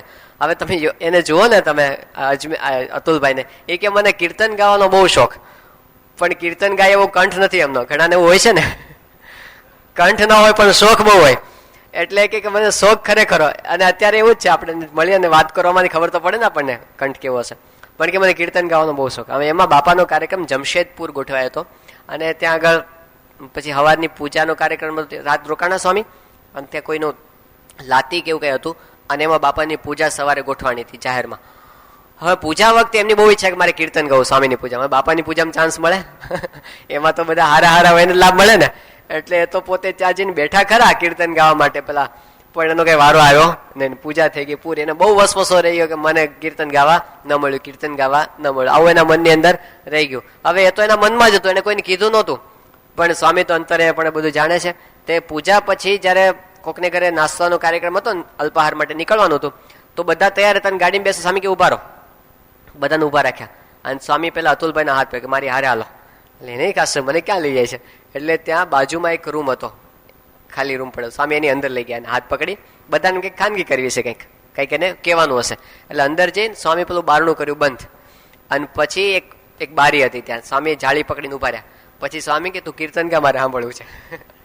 એટલે એને કીર્તન ગાયું કે મને સંત મળ્યા, ભગવંત મળ્યા, મારા જન્મો જન્મના પુણ્ય ફળ્યા. એ કીર્તન એને ત્યાં આગળ ગાયું, આખું કીર્તન ગાયું. ત્યાં સુધી સ્વામી એને પ્રેમથી સાંભળ્યા અને પછી આશીર્વાદ બહુ સારું કીર્તન ગાયું એમ કરીને બહાર નીકળી ગયા. હવે આ એને યાદ છે અત્યાર સુધી કે સ્વામીએ આવો સંકલ્પ મારો પૂરો કર્યો હતો. તો આવા હવે પ્રેમી ભક્તોનું કઈ ઠેકાણું હોતું નથી. જાત જાતના સંકલ્પ કરે અને એ બધા સ્વામી પૂરા કરે. આપણા ભાઈ સરપંચ સારંગપુરના કોણ રઘાભાઈ, એને સંકલ્પ થયો મારે બાબાને દૂધ પીવરાવવું છે. અને આપણને એમ કે બોલ્યા હશે ખાલી બોલવા ખાતર, પણ એને ખરેખર એવી ઈચ્છા હતી. તે સવારે 10 વાગે પેલો દૂધનો લોટો લઈને આવ્યા, એક બરણીમાં દૂધ લઈને આવ્યા સ્વામી પાસે. અને સ્વામીને કીધું કે મારે અત્યારે તમને દૂધ પીવરાવવું છે. હવે સ્વામી તો બાપાની તો જમતી વખતે દૂધમાં તો રુચિ જ બહુ ઓછી છે તો. અને એમાંય ઓડ ટાઈમમાં તો સ્વામી જરાય કઈ ન લે, મોઢામાં કઈ ના મૂકે. અને એમાં પોતે 10 વાગે લઈને આવ્યા. પણ સ્વામી એને રાજી કરવા માટે એનો અડધો લોટો દૂધ સ્વામી પીધું. તેની નજર સામે અને એને રાજી સ્વામીએ કર્યો. તો આવા ભક્તોના બધા પ્રેમ હોય છે. પણ આપણે કહેતા હતા એટલું જ કે પોતે અક્ષરધામના વાસી ભગવાન પોતે જ્યારે સંતના સ્વરૂપમાં પણ પૃથ્વી પર હોય ત્યારે પોતે કોઈ પ્રકારનું જોતા નથી, બધાને રાજી કરે. આપણે ફૂલદોલ કર્યો તો સાહેબ 5 વર્ષ પહેલા, અને આખા આપણે ખાવ ફૂલદોલમાં તો દેશના પરદેશના હજારો ભક્તો, બધા મોટા મોટા ભક્તો આવે. રંગોત્સવ પૂરો થઈ ગયો અને પછી સ્વામી જયારે પોતાના ઉતારે પાછા પધાર્યા ને, તો સ્વામીશ્રીના ઉતારાની પાછળ સિક્યુરિટીના 2 કાકા બેઠા હોય છે. નાવડાના કાકા હતા, નાવડાના લક્ષ્મણભાઈ ને રામજીભાઈ, 2 ત્યાં એ તો બિચારા બેઠા હોય આખો દિવસ ત્યાં. તો ત્યાં સ્વામી આવીને ઉભા રહ્યા ને, ગાડીમાંથી ઉતર્યા તો સ્વામીને પહેલા નજર એમના પર પડી. પછી સ્વામી એને બોલાવ્યા. એટલે નજીક આવ્યા. બાપા કે તમે લોકો નતા આવ્યા ત્યાં સભાની અંદર? એ કે ના બાપા, અમારે ત્યાં સેવા હતી. સ્વામી કે તેમ તમે રંગવામાં રહી ગયા? એનું સ્વામીને દુઃખ થયું કે આ 2 કેમ રહી જાય. તો એ વખતે પેલા સેવક સંતનું ગાતરિયું ભીનું થયું હતું. સ્વામીએ ગાતરિયું નીચવું, રંગવાળું થયું ને નીચવી, અને સ્વામીએ બંનેની ઉપર રંગ છાંટ્યો અને બંનેને સાંગી જાઓ તમારો રંગોત્સવ થઈ ગયો. પછી એટલાથી સંતોષ ન થયો. સ્વામી કે આને ફોટા પડાવવા છે આપણે, બરાબર. તે બાપાની અંદર રૂમમાં લઈ ગયા, અંદર રૂમમાં, અને પછી ફોટા પડાવ્યા એની હારે. પછી યોગમુનિ સ્વામી કે પાછા આપજો આને. આપણને એવું હોય ને કે ખાલી ફ્લેશ નથી કરતા ને એમ રાજી રાખવા માટે, કે વ્યવસ્થિત ફોટા પાડીને પાછા એને આપજો, એટલે પૈસા પાછા લેતા નહીં. એવું સ્વામી પાછું એને આમ ભલામણ પણ કરી. તો આપણને એમ કે સ્વામી મોટા માણસ, કેટલાકને એવી ભ્રાંતિ હોય છે કે મોટા માણસોને સ્વામી બહુ મળે છે. આમાં કોણ મોટા માણસ, આમાં કોણ વીઆઈપી છે? પણ એ એવું કાંઈ નથી. તો મોટાને હાચવે છે અને નાનાને પણ હાચવે છે. ઘણી વખત આપણે ભક્ત થયા છીએ ને એટલે આપણું એમના મનમાં વિશેષ આદર હોય છે, એમના સ્થાન વિશેષ હોય છે. પણ બહારથી ઘણી વખત રાખવું પડે. આ જગતની રીત છે ને, એટલે બહાર ના હોય એનું મોટા માણસ તરીકે રાખે. એનો અર્થ એવો નથી જેમ આપણે ઘરે કોઈ બહારના મહેમાન આવે તો એ વખતે છોકરા ઉપર ધ્યાન ન આપીએ આપણે, તો એનો અર્થ એવો છોકરા ઉપર ઓછો પ્રેમ છે ને પેલા બહારના માણસ પર વધારે પ્રેમ છે.